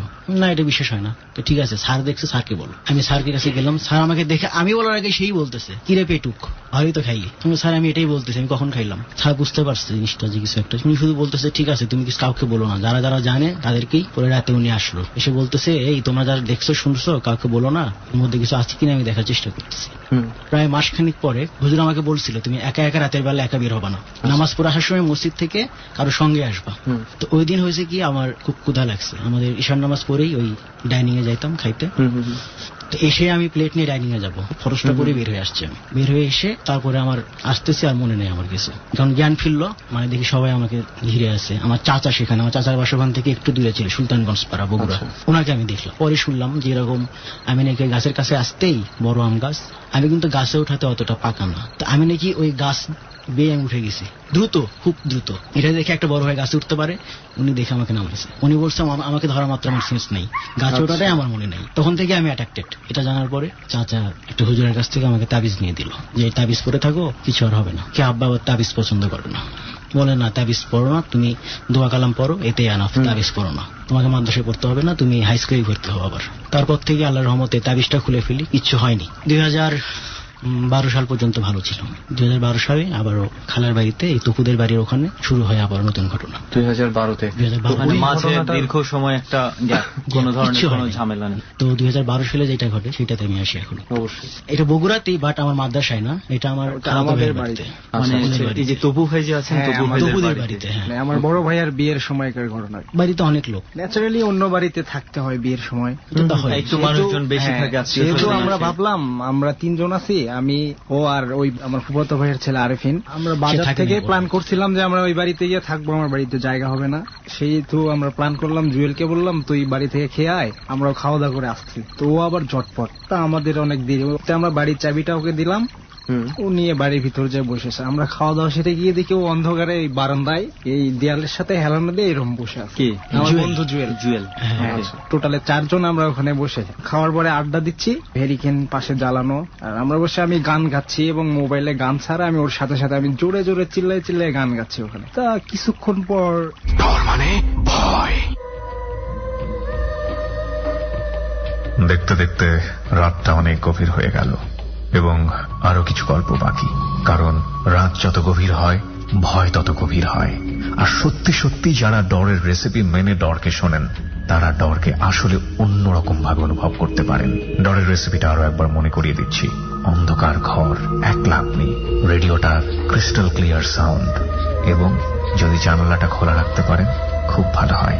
যারা ভয় পেতে ভালোবাসেন তাদের জন্য এই রেসিপি, কিন্তু যারা ভয় সহ্য করতে পারেন না তারা মোটেও এটা ফলো করবেন না। একই সাথে আমরা সতর্ক করতে চাই সেই সব বন্ধুদেরকে যারা সুমন এবং রেহানের দ্বারা অনুপ্রাণিত হয়ে কোনো একটি হন্টেড প্লেসে গিয়ে রাতের বেলা এরকম পরীক্ষা নিরীক্ষা করা, যা একেবারেই উচিত নয়। আমরা মোটেও আপনাদেরকে এই ব্যাপারে উৎসাহিত করব না। আর একটি বিষয় মনে রাখবেন, সুমন এবং রেহানের সাথে সবসময় থাকে বিশাল এক টিম। ওরা যেসব অভিজ্ঞতার মুখোমুখি হয় এই অনুষ্ঠানগুলো করতে গিয়ে, ওদেরকে বিপদ থেকে উদ্ধার করবার জন্য সবসময় থাকে একেবারে প্রস্তুত একটি টিম। সুতরাং আপনি আপনার জায়গা থেকে কোনোভাবেই এই জিনিসগুলোর চেষ্টা করবেন না। তবু ভাই, আপনি গান গাইতেছিলেন, তারপর কি হলো? একটা বাঁশের পাতা টিনের চালের মধ্যে ফালাই দিলাম, শাক করে এসে মাটিতে পড়ে, অথচ ওই বাড়িটার উপরে কোনো গাছ নেই। কি পাতা এসে পড়ছে? বাঁশের পাতা, শুকনো পাতা। মানে আমরা গায়ে লাগালাম না। তারপরে কি হলো, ছোট একটা ইটের টুকরা, কেন জানি মনে হলো যে বাড়ির ভিতরে ওই পাশের দেয়ালের ওই পাশ থেকে কেউ আলতো করে ছুঁয়ে দিছে, যেটা আমাদের পাশে আসে পড়ছে। আমি সাথে সাথে যাই ওটা হাতে নিছি। ঠিক আছে, ওটা মারতে হলে কিন্তু ওয়ালের মধ্যে আসতে, ওয়াল দিয়ে ঘেরা বাড়ি। হ্যাঁ, এবং বাড়িতে ঢুকতে হলে 2টা গেট পার। যখন ওই টুকরোটা ছুঁড়িয়ে দিছে, আমি সাথে সাথে যে নিছি হাতে, দিদি ওটাতে পানি ভরা, জাস্ট কাদার ভিতর থেকে উঠে মারা। তখন আমি জাস্ট ঠিক করছি যে আমাদের কোনো বন্ধু হবে ঢুকে ফাজলামো করতে। তখন ওটা নিয়ে আমরা বসে আমি আবারও গান শুরু করেছি। তা এখন আরেফিন বলতেছে, এই তুই সাউন্ডটা একটু কমাই দে, কোনো কিছু হইলে ও আগে থেকেই বুঝতে পারে, ওদের বাড়ি তো, সাউন্ডটা কমাই দিয়ে এখন চুপ করে বসে। তা ওদের মেইন গেট দিয়ে বার হওয়ার একটা দরজা আছে, দরজাটা খোলা ছিল, দরজার ওই সাইডে এমন জোরে একটা হাত দিয়ে বাড়ি দিছে, পুরো বাড়ি কেঁপে উঠছে। তখন আমরা রাগ হয়ে গেলাম, এইরকম ফাজলামি করতেছে কি। তখন আমরা করলাম কি, ও আর আমি এক পাশ দিয়ে গেছি, সুফল আর আপনি, হ্যাঁ, আমি আর তোপো আর জুয়েল আর আরেফিন ওরা আর এক পাশ দিয়ে গেছে। আমাদের হাতে মোবাইলের লাইট, ওরা হেরিকেন নিছে। বাড়িটাতে আবার অনেক গাছ আছে, আমরা পুরা বাড়িতে কুইজে 2-4 জনই আমরা এক জায়গায় হলাম। এমনকি গাছের উপরে কেউ উঠছে কিনা এটা দেখার জন্য আমরা লাইট গাছগুলো অনেক গাছ ঝোকাইছি, যে গাছে কেউ থাকতে পারে না। তখন আরেফিন বললো, বুঝতে পারছি, চল আর দেখা লাগবে না। তখন এসে আমরা আবারও বসলাম ওখানে। তখন বারান্দার ওই কর্নারের দিকে কি জানি একটা মাটি টুপ করে এরকম করে পড়ে। তো তখন আমরা মনে করলাম, না, থাকা ঠিক হচ্ছে না, অতএব চল আমরা যা শুয়ে পড়ি। কেউ যেন হালকা ভাবে আমাদেরকে ডাকতেছিল, এরকম একটা মনে হচ্ছিল। হ্যাঁ, তখনই আরেফিন বলছিল যে তুই গানের ভলিউমটা মোবাইলের কমা, কেউ ডাকতেছে নাকি একটু শুনি। আমরা ঠিক করলাম, জুয়েলকে বললাম তুই আমাদের সাথে থাক, যেহেতু আসছিস। ও বললো, না, আমার বাড়িতে কেউ নাই, আমার থাকা যাবে না। তো ও ভয় করেই বলছে কিনা হয়তো বলতেই পারে যে এখানে থাকলে সমস্যা। তো ওকে আমরা সাবধানেই বাড়ির বাইরে বের করে দিলাম। ঠিক ও যখন চলে যায় তখন আমরা ওখানে আমরা ফিরবো এখন ঘরের ভিতর, বড় একটা ঢিল আমাদের পিছনে পড়লো। আমরা তো পুরা হয়ে গেছি, শকড হয়ে গেছি। ঢিলটা খুঁজে খেতে দিকে ঢিলটা নাই, আসলে ভারী কিছু একটা পড়ছে, ভারী একদম ইটের মতো কিছু একটা পড়লো আমাদের পিছনে। আমরা তো ঝটপট করে হেরিকেনটা জ্বালাই দিয়ে আমরা ভিতরে গিয়ে শুয়ে পড়লাম। তো আমরা যথারীতি ভিতরে গিয়ে জিনের জন্য যেগুলো শুনি, প্রোটেকশন, লোহা, তারপরে হেরিকেন ছিল আমাদের, আমরা কয়েল ছিল, কয়েলও জ্বালাই দিলাম। মানে লোহা, আগুন, এগুলো থাকলে এইগুলো আমরা বালিশের নিচে লোহা রাখলাম। ও হলো একটা খাটের, ও হলো পাশে, আরেফিন মাঝখানে, আমি একদম জানালার ধারে শুয়েছি। বাইরে প্রচন্ড কুকুরের চিল্লানি হচ্ছে, মানে 2-3 বাড়ির কুকুর এক জায়গায় হয়ে চিল্লান শুরু করে দিছে এরকম। আমি আরিফিনকে বলতেছি, আরিফিন কিছু বুঝতে পারতিস? সেটা আমি সুফলকে বলি নাই, আমি আরিফিনের কানে বলতেছে, আরিফিন কিছু বুঝতে পারতিস? আরিফিন বলছে হ্যাঁ। আর আমরা একটা জানলা খোলা আছে, আমরা জানলা দিয়ে বাহিরে তাকাই আছি আর সজাগ হয়ে আছি আমরা। তারপরে হঠাৎ করে সুফল চিল্লানি দিয়ে উঠছে। সুফল চিল্লানি দিছে? হ্যাঁ, ও জাস্ট। সুফল ভাই কেন চিৎকার দিলেন? 3 জনই শুয়ে আছি, হঠাৎ করে আমি কিন্তু একদম পাশে, আমার হাতে কেউ একজন আঁচড়ে দিল, আমি চমকে উঠছি। আপনি শুয়ে আছেন? শুয়ে আছি, 3 জন শুয়ে আছি পাশাপাশি। পরে আমি তো চমকে উঠছি, আমাকে আঁচড় দিল, তোরা কেউ দিছিস নাকি? ওরা ভয় পাচ্ছে কিন্তু আমাকে বুঝতে দিচ্ছে না, আমি যেন ভয় না পাই, আমি একটু ভয় বেশি পাই। তো ঠিক আছে, কেউ হয়তো দেয় নাই, তুই হয়তো এমনি করছিস, ওরা আর নজর দেয়। একটু পরে আবার শুয়েছি, 2-3 মিনিট পর হয়তো রাত হয়ে শুয়েছি, আর পিঠে লম্বা করে একটা টান দিয়ে আঁচড় দেওয়ার মতো। আচর দেওয়ার মতো। আঁচড় দেওয়া।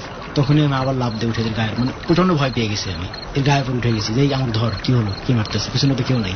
ও তখন উঠে লাইট দিয়ে দেখলো হ্যাঁ লম্বা করে আচরের দাগ। তবু ভাই তখন সুফল ভাইয়ের পিঠে লাইট মেরে দেখলেন যে দাগ হ্যাঁ আমরা ঠিকই আছে। দুজনেই দেখলাম হ্যাঁ সত্যি তো তোর এখানে আচর দিছে। তখন আমি আর আরেফিনে বললো না এখানে আর থাকা সম্ভব না। তখন আমরা হেরিকেন নিয়ে 2টা টর্চও জ্বালায় নিয়ে দরজা ওইভাবে খোলা রাখে তাড়াহুড়ো করে বের হচ্ছে। যখন বড় গেট দিয়ে বের হয়ে যে রোডে গেছি তখন আর একটা ঢিলাম, তাড়াহুড়ো করে গেটের শুধু লকটা লাগাই দিয়ে আরেফিনের চাচা আমার ফুফাতো ভাই, তো ওনার বাড়িতে গিয়ে থাকবো, ওনার বাড়িতে একটা ঘর খালি আছে। আমরা প্ল্যান করলাম যে ওখানে যে বলিস না যেন এরকম যে আমরা এরম হয়েছে, এই জন্য আমরা এখানে এসে শুইলাম। ভাইয়ের ঘরেতে গিয়ে ঘর খুলে দিল, আমরা গিয়ে শুইলাম। আবার ওকে তখন নিলাম আমরা একদম বিছানার মাঝখানে, আমাদের দুজনের মাঝখানে নিলাম, নিয়ে যথারীতি শোয়ার 5-7 মিনিট হয় না মিউজিক আমি গান শুনতেছি আর আমি ঠাট্টা করেই বলতেছি যে নে এখন তো এই বাড়িতে চলে আসছে, এখানে তার কোনো প্রবলেম নাই। এই কথা বলা আর একটা চরের সাউন্ড কোথায় ওর কাছে আমি ফিল করছি আমাকে মারছে, শব্দ পাইছে, যেটা শব্দ এবং এটা একটু সুফল ভাইয়ের কাছ থেকে শুনি। হ্যাঁ মানে ও তো গান শুনতেছে, যখন মোবাইলের লাইটটা অফ হয়ে গেছে জাস্ট সঙ্গে সঙ্গে আমার গালে একটা চর। আমি তো চিৎকার করে উঠছি, এরা শব্দ পেয়ে ওরাও বুঝতে পারছে কিছু একটা হয়েছে, এরাও চিৎকার করে উঠছে। আমাদের ওই ভাইয়ের নাম ধরে ডাকতেছে, মিল্টন ভাই আপনি কোথায়, তাড়াতাড়ি আসেন। মানে যার বাড়িতে আপনারা থাকতে গিয়েছিলেন। মিল্টন ভাই উঠে এসে বললো যে কি রে কি হয়েছে। আমরা বললাম এই ঘটনা, ওই বাড়িতে ছিলাম, এটা হলো, তো উঠে আপনার বাড়িতে যখন আসলাম তখন এই কাহিনী হলো। তারপরে উনি বলতেছে যে তোরা কি নাপাক অবস্থায় ঢুকছিল এই বাড়িতে? আমি তো ঠিক আছি।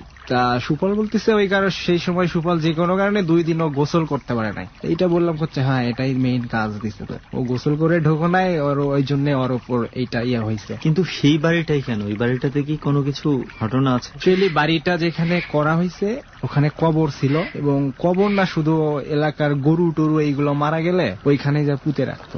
এবং যখন ওই বাড়িটার ল্যাট্রিনের জন্য হাউস খোঁড়া হয় তখন আমার চোখের সামনে দেখে মানুষের হাড় গোড় বের হয়ে আসলো। পরে আর ওই হাউসটাতে আর ওই ইয়েটা করলো না, পরে ওইটা ভরাই ফেলে দিয়ে। তো গ্রামের সবাই বলে যেহেতু কবর করে বাড়ি করা হয়েছে সেহেতু এইসব থাকতেই পারে।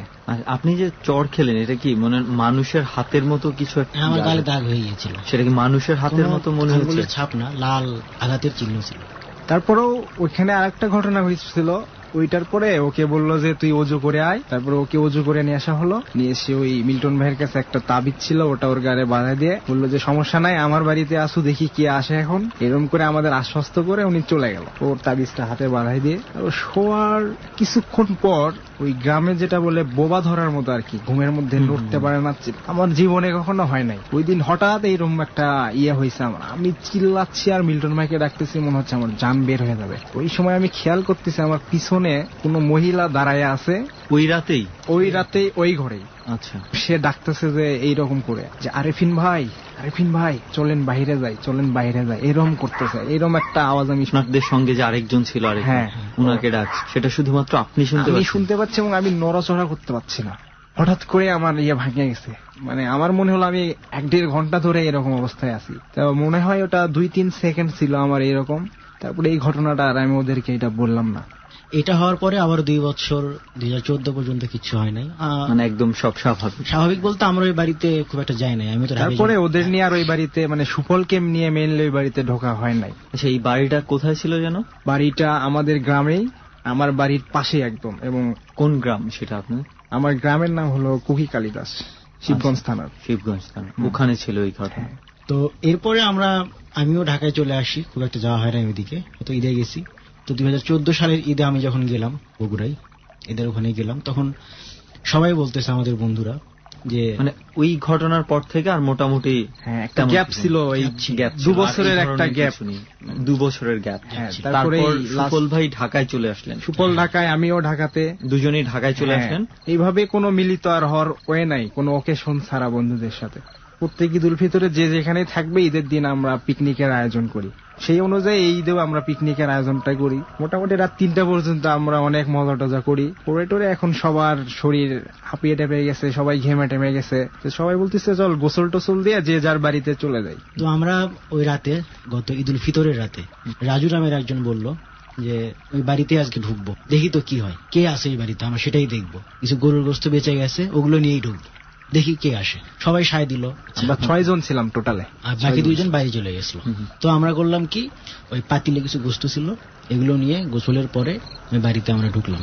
এই বাড়িতে ঢোকা মাত্র একটা ঢিল পড়ছে, চালের উপর। ভোর রাত 3:30 বাজে মেবি। ঢিল পড়ার পর তো আমরা বুঝতে পারলাম যে শুরু হয়ে গেছে অলরেডি। তা আমরা ভয় পাইলাম না। রাজু বলতেছে যে না, ভয় পাওয়ার দরকার নেই, দেখি কতক্ষণ টিকতে পারি আমরা এখানে। তো আমরা বুঝতে নিয়ে ঘরের মধ্যে ঢুকলাম, ঢুকে সবাই বাথরুম, কিন্তু মবিন নামে একজন আছে, মবিন করছে কি বাইরে দাঁড়ায় আছে। দাঁড়ায় ও আবার আমাকে ভয় দেখানোর চেষ্টা করতেছে। আমি যে একটু ভয় পাই, আমাকে বলতেছে সুফল এই যে চুলার মধ্যে রান্না করে কে দেখো তো। আমি বলি ভয় পাই না, আমি ভয় দেখাও না। এই কথা বলতে বলতে একটা কয়লা এসে প্রায় ওর গায়ে লাগছে, গা ঘেসে চলে আসছে, একটু হলে লাগতো চুলার দিক থেকে, মানে ওখান থেকে হিল মারছে কেউ, কয়লাটা ছুঁড়ে মারছে ওর দিকে।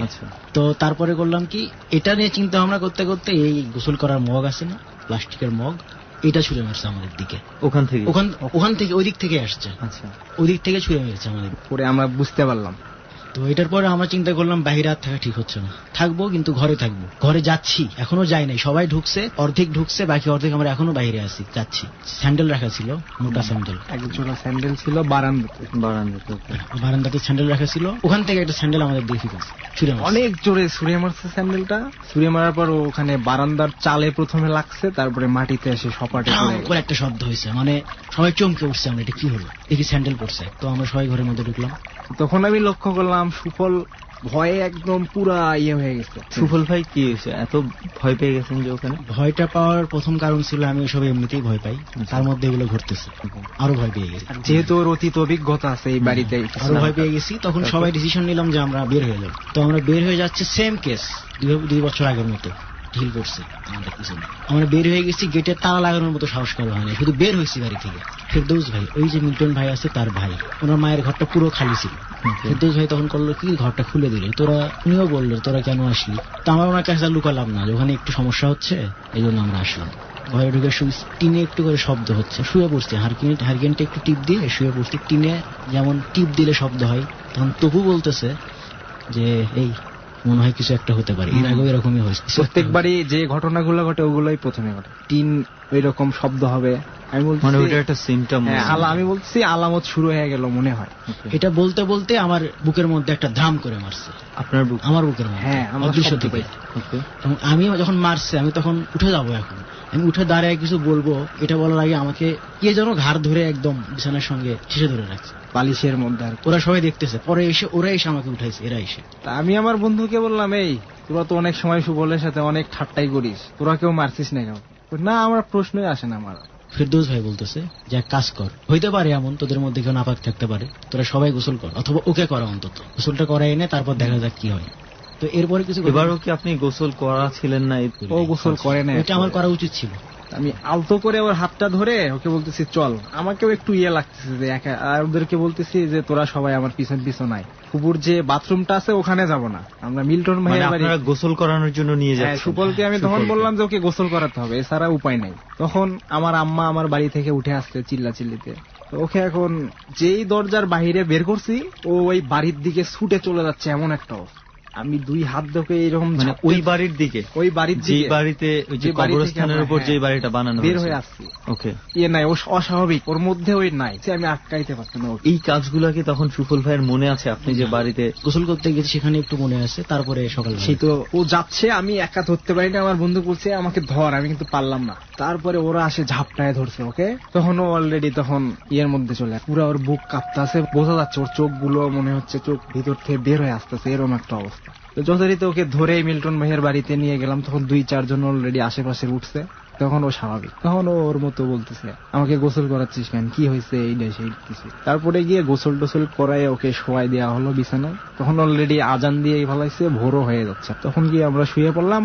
ঘুম তো আর তেমন হলো না ওর কারণে, ওই দিন আর কিছুই হলো না। তারপরে আর এখন ওই দিন আবার আরিফিন বাড়িতে আসার কথা, ঈদের পরের দিনও বাড়িতে আসে। তো ওকে ফোন দিলাম, আরিফিন এরকম ঘটনা ঘটছে, তুমি আসো আজকে, ওকে ওই বাড়ির ভিতর ঢুকায়ে আমরা 8-9 জন ফ্রেন্ড আছি, সবাই ঢুকবো, দেখি ওই বাড়িতে আজকে কি হয়।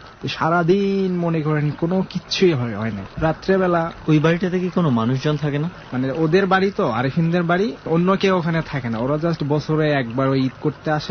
মোটামুটি এটা সবসময় খালিই থাকে ঈদের সময়গুলাতে বা কোনো অকেশনে ওরা এখানে আসে। আর যে কেয়ারটেকার ও শুধু সকালে ঢুকে এমনি দেখে বাড়ি থেকে বের হয়ে চলে যায়।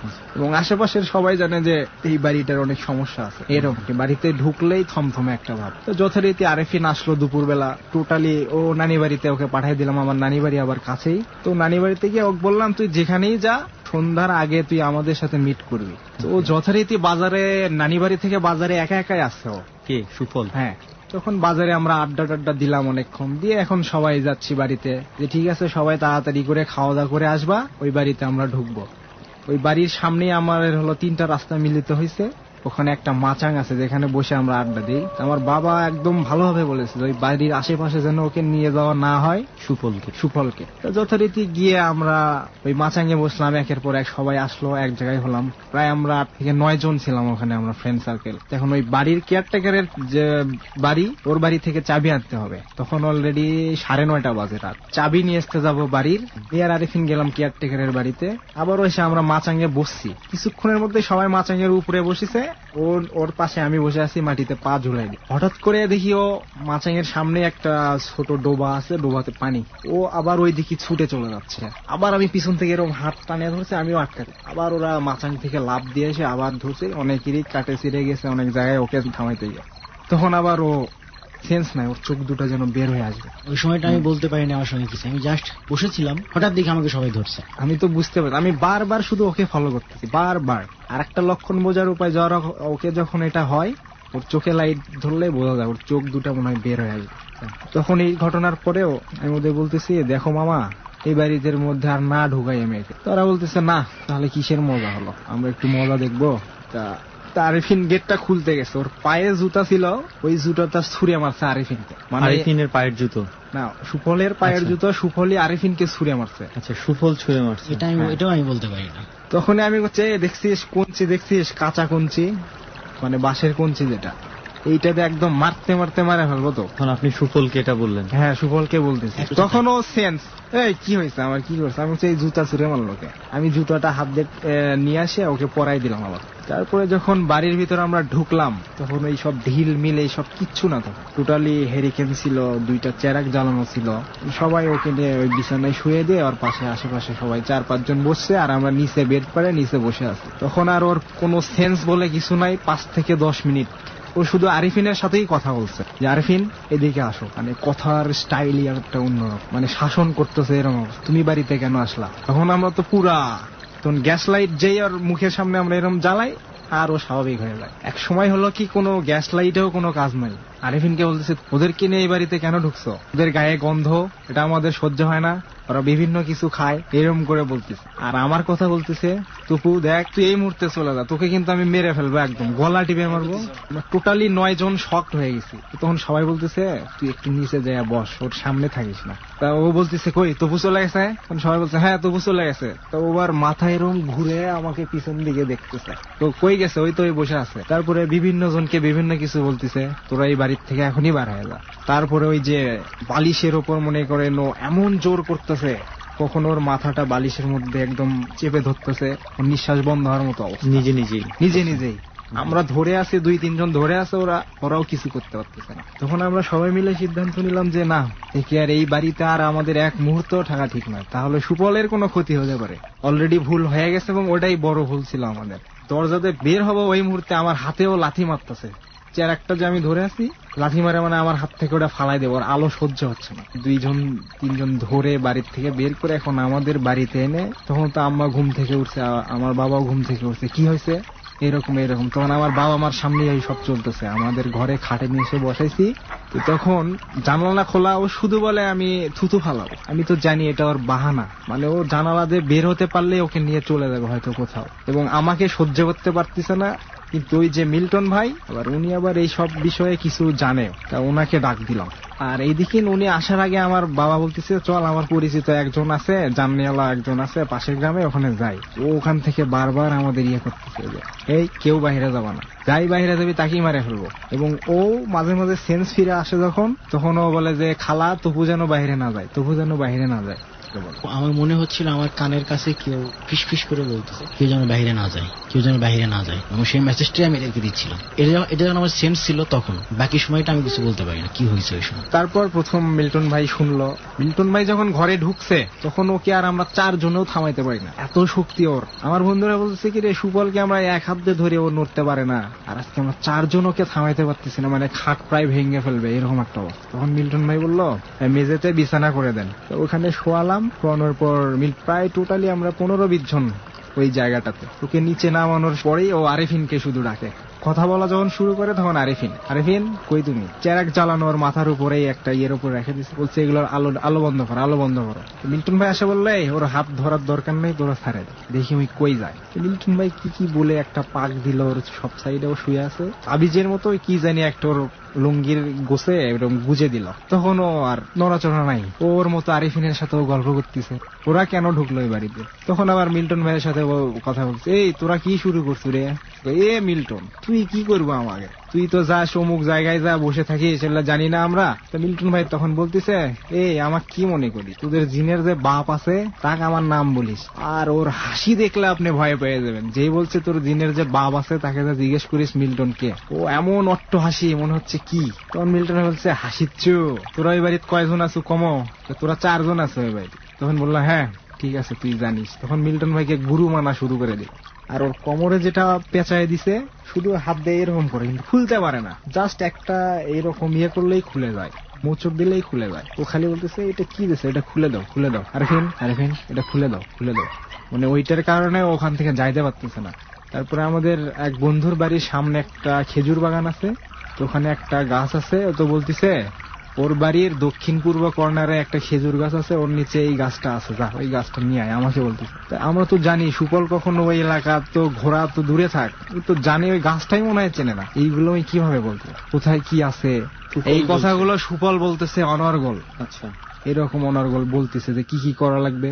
তো এইভাবে ওই রাতটা গেল। মিল্টন ভাই বলল যে যেটা আমি কোমরে দিয়ে দিছি ওইটাই ভাবে রাখ, আর কোনো সমস্যা হবে না। সকাল হলো শুক্রবার, সেই দিন শুক্রবার। এখন আমার বাবা বলতেছে আমাদের গ্রামে একটা দরবেশ টাইপের একটা লোক থাকে, বাড়ি ওনার রংপুর ডিস্ট্রিক্টে। উনি শুধু লুঙ্গি পরা, জাস্ট একটা চাদর গায়ে দিয়ে থাকে। ওখানে একটা শ্মশান ঘাটি আছে, তো ওটার পাশে উনি থাকে। তো সবাই বললো যে ওখানে নিয়ে যাও। ওকে যথারীতি নিয়ে আমরা রওনা দিলাম ওনার কাছে। ওনার কাছে গিয়ে আমি আগে পৌঁছেছি, জাস্ট ওরা 200-300 গজ পিছনে আছে, ওকেও ধরে নিয়ে আসতেছে অনেকজন। তখন কি তো স্বাভাবিক? তখন আমি স্বাভাবিক। তো ওখানে যেটা হয়েছে, ওখানে যাওয়ার পরে আমি দেখি কি আমার নানি বাড়ি থেকে কিছু ছেলে পেলে আসছে, ওরও খবর পাইছে এরকম। তো উনি আমাকে বললো, ওই যে যার কথা বললো গামছা গায়ে দেওয়া শুধু লুঙ্গি পরে, ওনাকে আমরা দরবেশ বলেই এলাকার মানুষ চেনে আর কি। উনি আমাকে বললো আমার সামনে দাঁড়াও। আপনাকে বললো? হ্যাঁ, ওনার সামনে আমি দাঁড়ালাম। ওখানে পাট স্তূপ করে রাখা, পাট কেটে স্তূপ করে রাখা আছে, সবাই ওটার উপর বসে আছে। আমাকে ডাকলো, ওখানে তুমি দাঁড়াও। আমি দাঁড়ালাম, কি যেন বলতেছে, ওর ভাষা আমি কিছুই বুঝলাম না। মাটিতে থাপাই, নকশা করে কি যেন বলতে বলতে আবার একে বলতেছে, এই ওকে ধরো, ও কিন্তু পড়ে যাবে। তখন আমার সেন্স আছে। তপু ভাইকে বলতেছে যে ওই লোকটা বলতেছে যে ওকে ধরেন। তখনও আমার সেন্স আছে। তপুকে বললো যে হচ্ছে ধর, এবং এই পর্যন্ত আমার মনে আছে। তারপরে ও আমাকে ধরলো, তারপর কি হলো আমি বলতে পারবো। তপু ভাই কি হয়েছে? আমাকে যখন ধরতে বললো আমি দেখতেছি উনি মাটিতে থাপাচ্ছে আর কি বলতেছে, তা ও একটা মুস্কি হাসি দিচ্ছে। আর তখন আমার রাগ উঠে গেছে। ধরার আগে করলো কি, ও হলো আরিফিন ওর কাছে দাঁড়ায় আছে, ও আরিফিনকে বলতেছে, আরিফিনের দিকে ঘুরে গেছে, হাত পিছনে ওর এইরকম করে একটা হাতের উপর দিয়ে। আমি দূর থেকে দাঁড়ায় খালি দেখতেছি ওর দিকে। আরিফিনকে বলতেছে, আরিফিন তুমি এখানে আমাকে কেন নিয়ে আসছো? তোমাকে বললাম আমি আর আসবো না, আমি ডিস্টার্ব করবো না। তা আরিফিন বলতেছে, না তুমি কথা রাখো না, এই জন্যই আস। তারপরে ওই দরবেশ শুনি বলতেছে, বাবা একজন তো ওই জিনের মধ্যে একজন তো হলো লুলা পঙ্গু, এইরকম উনি দেখাচ্ছে হাত, এরকম হাত বাঁকানো। ওই লুলা পঙ্গুটাই ওকে আঁচড় দিছে এরকম করে। ওই দরবেশ বলতেছে? হ্যাঁ, উনি বলতেছে, রে বাবা ও থাকে তো হলো 4 জন, উনিও বলতেছে মন থেকে, এর মধ্যে একজন হলো পঙ্গু এবং বিধর্মীয়। তখন ওই দরবেশ উনি বলতেছে, বোতল নিয়ে আসো একটা, ওকে বোতলের ভিতরে উঠাবো। তারপর পরে বলতেছে, থাক বোতল আনার দরকার নাই, তোমরা হলো 5টা মোমবাতি দিয়ে দাও, আমি রাতে এটা নিয়ে বসবো, কোথাও যাওয়া লাগবে না। আর আমাকে কিছু গাছের পাতা আর কিছু রাত্রে আমি কাজ করবো। তখন ও চরমে পৌঁছে যাবে, ওকে তোমরা ধরবা 3-4 জন, প্রয়োজনে হাত পা বেঁধে রাখবা। যখন চরমে পৌঁছে যাবে তখন এই পাতার রসটা তুমি ওকে খাওয়াই দিবা, আর একটা পানি পরায় দিল যে এইগুলো খাওয়া দিবা। যথারীতি আমরা বাড়িতে চলে আসলাম। তখন 9:30 মতো বাজে। বাড়িতে আসছি, এখন আমি আমার বারান্দার সিঁড়িতে বসে আছি, ভাত খাবো। সেই মুহূর্তে একটা ওই যে নারকেলের খোসা, ওটা আমি লুঙ্গি পরে বসে আছি, আমার জাস্ট গায়ে এসে পড়লো। তখন ও আমার মায়ের সাথে আমার এক চাচা তো ভাইয়ের বাড়িতে গল্প করতেছে, আম্মাকে ডাকতে গেছে যে ভাত খাওয়া আসেন। আমি ওটা আর বললাম না কাউকে, জিনিসটা নিয়ে আমি হাতে রাখলাম। নিয়ে যথারীতি এখন খাইতে বসছি। দরবেশ তো আবার বললো, ওর নাম শুনলো আমার কাছ থেকে যে ওর কি নাম, নামটা বলে এখন খাওয়ার সময় মনে হয় দরবেশ কাজ শুরু করে দিয়েছে, তখন থেকেই শুরু হয়ে গেছে। যখন ও খাইতে বসলো তখন ওকে মানে তখন টিনের চালের উপর এরকম কটকট কটকট করতেছে। শব্দ শুনে তপু বলতেছে যে হচ্ছে সাবধান হও তোমরা। এটা বলতে বলতে আমার এখানে একটা এখনো আছে, এখানে একটা আঁচড়। আমি বুঝলাম যে আঁচড় দিছে, এটা এদিকে আমি আর দেখিনি। আমি এটা ধরে, তারেক ভাই ছিল ওখানে আমার পাশে বসে খাচ্ছে, এর বড় ভাই, ওনাকে আমি ধরছি, আমার এখানে আঁচড়ে দিছে। তারপরে দেখা গেল যখন থেকে রক্ত বের হয়ে গেছে, এত গভীর হয়ে গেছে। তারপরে আমি আর খাইলাম না, আমাকে নিয়ে এরা ঘরে গেল। ঘরে যাওয়ার পরে ওর তো তখন টোটালি ওর সেন্সলেস, এবং তখনই পুরা যেটা প্রচন্ড যেটা অত্যাচারই বলা যায় আমাদের কাছে। আমাদের সব বন্ধুরাই আমার বাড়িতে আসলো, সবাইকে বলে রাখছিলাম যে আজকে রাতটা শুধু কষ্ট করতো না। তো দরবেশ আবার বলে দিচ্ছিল যে আমি রাত্রিরে এটা নিয়ে শ্মশানেই বসবো, আমি এখান থেকে কাজ করবো, তোমাদের যাওয়া লাগবে, তোমাদের বাড়িতে যাওয়া লাগবে না, তোমরা খেলে ওর খেয়াল রাখবে। হ্যাঁ, ওকে আমরা 3-4 জন ধরে রাখছি, প্রথমে বেডের উপর রাখছি। কিছুক্ষণ পর মানে 3 জন কিছুক্ষণ পরই আসে, একজনের সাথে কথা বলতে আরেকজন চলে আসে। মানে সুফলের উপর সুফলের উপর একের পর এক ভর করে, একজনের নাম জিজ্ঞেস করতে প্রশ্ন করো না, বিভিন্ন শুরু করে দিল ওরা। মানে কখনো টিনের উপর ঝাঁকি হচ্ছে, এরকম শুরু হয়ে গেল। আমরা ধরে থাকতে পারি না, হাতের উপর হাত দিয়ে তো ধরছি, আবার পা দিয়ে হাতের ওর হাতটা ঠেস দিয়ে আসি আমরা, যাতে উঠে না যেতে না পারে। মাঝে মাঝে খেলে এরকম করে যে বলো ছেড়ে দে, আমাকে ছেড়ে দে, তোরা এরকম করতেছিস কেন। আবারও এরকম এক ডাকা ওক ডাকা শুরু করে দিছে। আমার বাবাকে বলতেছে যে এই ছেলে আপনার কি হয়, কেন আমার ভাগ্নে হয়, তো এই ছেলে যেন এই এলাকায় আর না আসে। আমার বলতেছে কেন আসবে না, কেন আমার আত্মীয় আমার এলাকায় আসবে না, এটা কথা।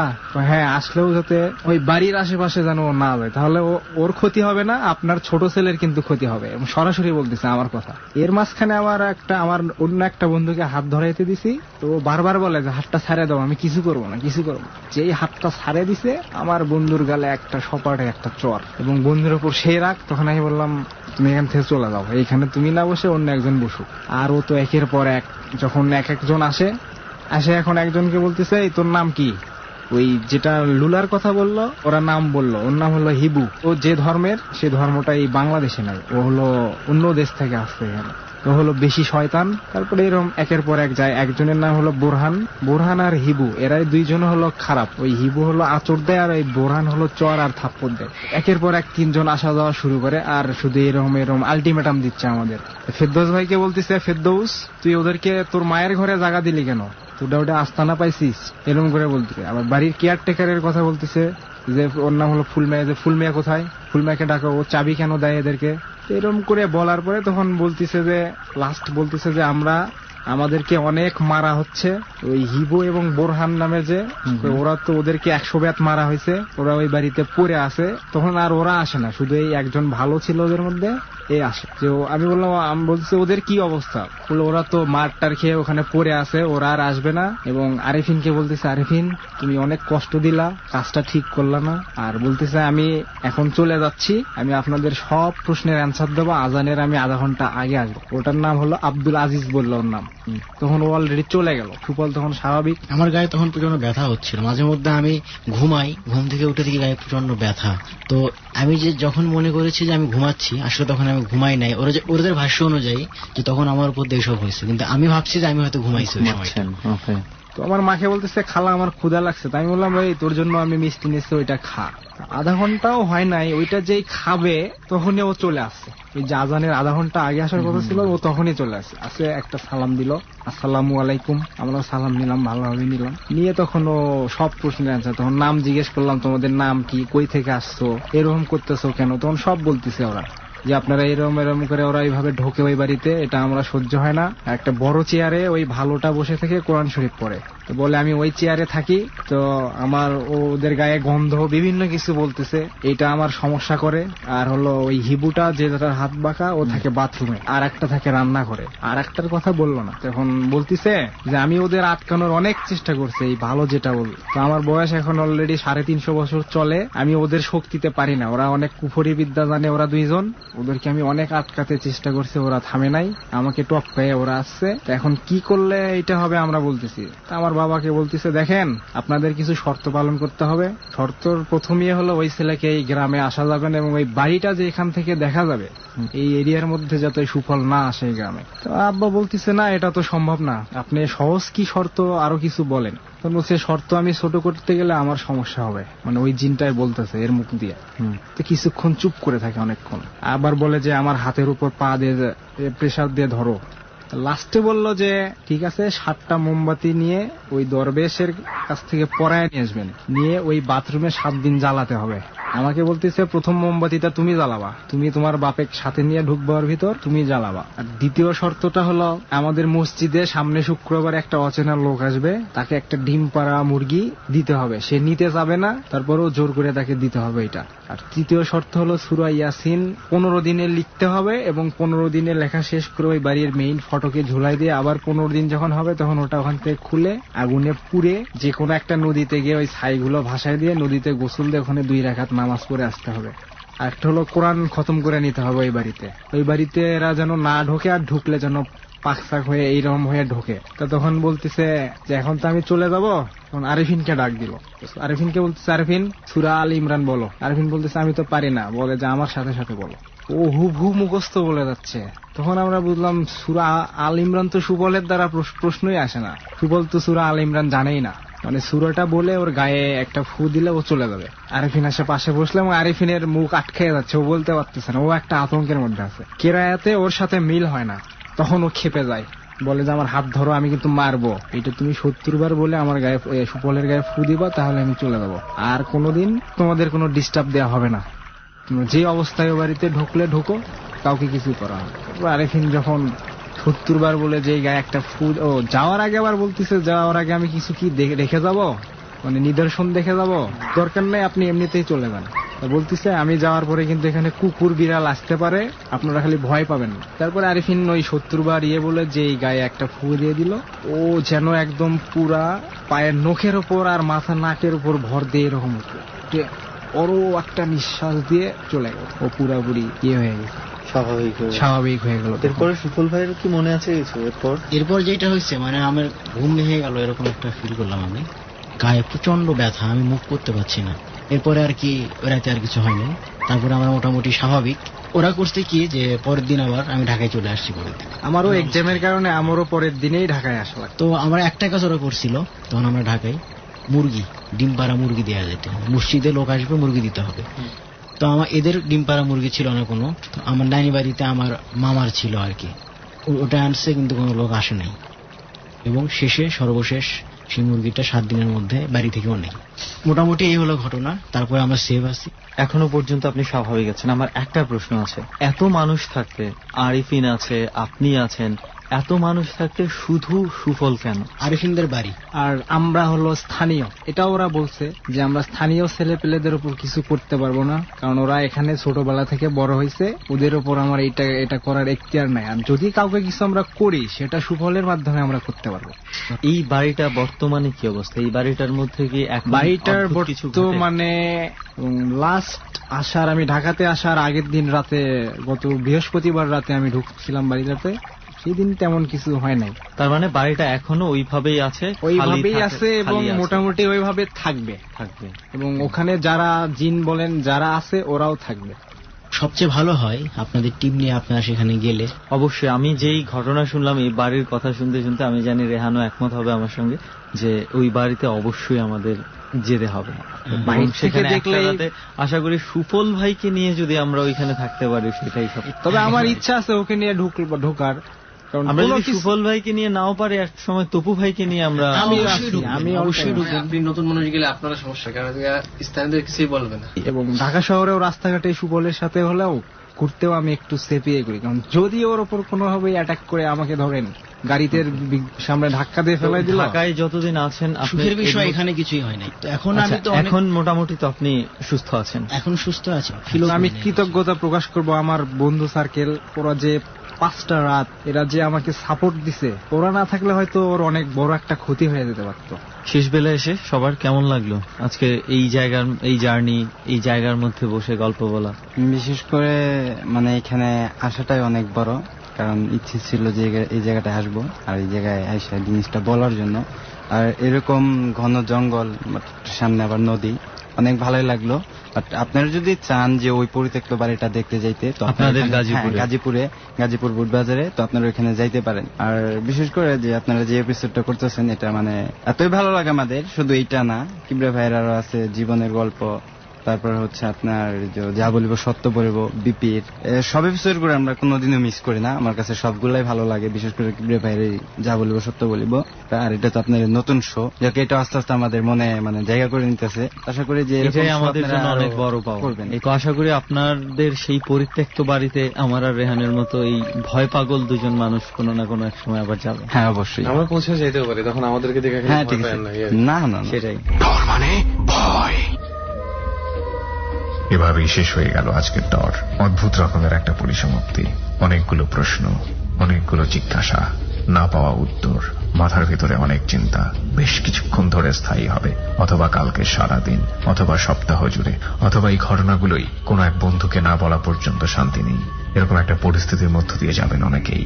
এবং একই সাথে আপনাদেরকে মনে করতে চাই, আরো কিছু এক্সট্রিম অনুভূতি নিয়ে অপেক্ষা করছে ডর এই মুহূর্তে বাংলাদেশের কোন একটি জায়গাতে, যারা আগামী সপ্তাহে আপনাদের জন্য হাজির করবে আরো নতুন কিছু ভৌতিক অনুভূতি। আমি আরজি কিবরিয়া, লোবান, সুমন এবং রেহান অক্লান্ত পরিশ্রমী এই 4 জন মানুষ কাজ করে যাচ্ছি নতুন এই অনুষ্ঠানটির জন্য। এবং এই অনুষ্ঠানের প্রাণ হচ্ছেন আপনারা, যারা আমাদেরকে শুনছেন। আপনাদের জীবনে ঘটে যাওয়া বিভিন্ন ভৌতিক ঘটনাবলী আমরা ভিন্নভাবে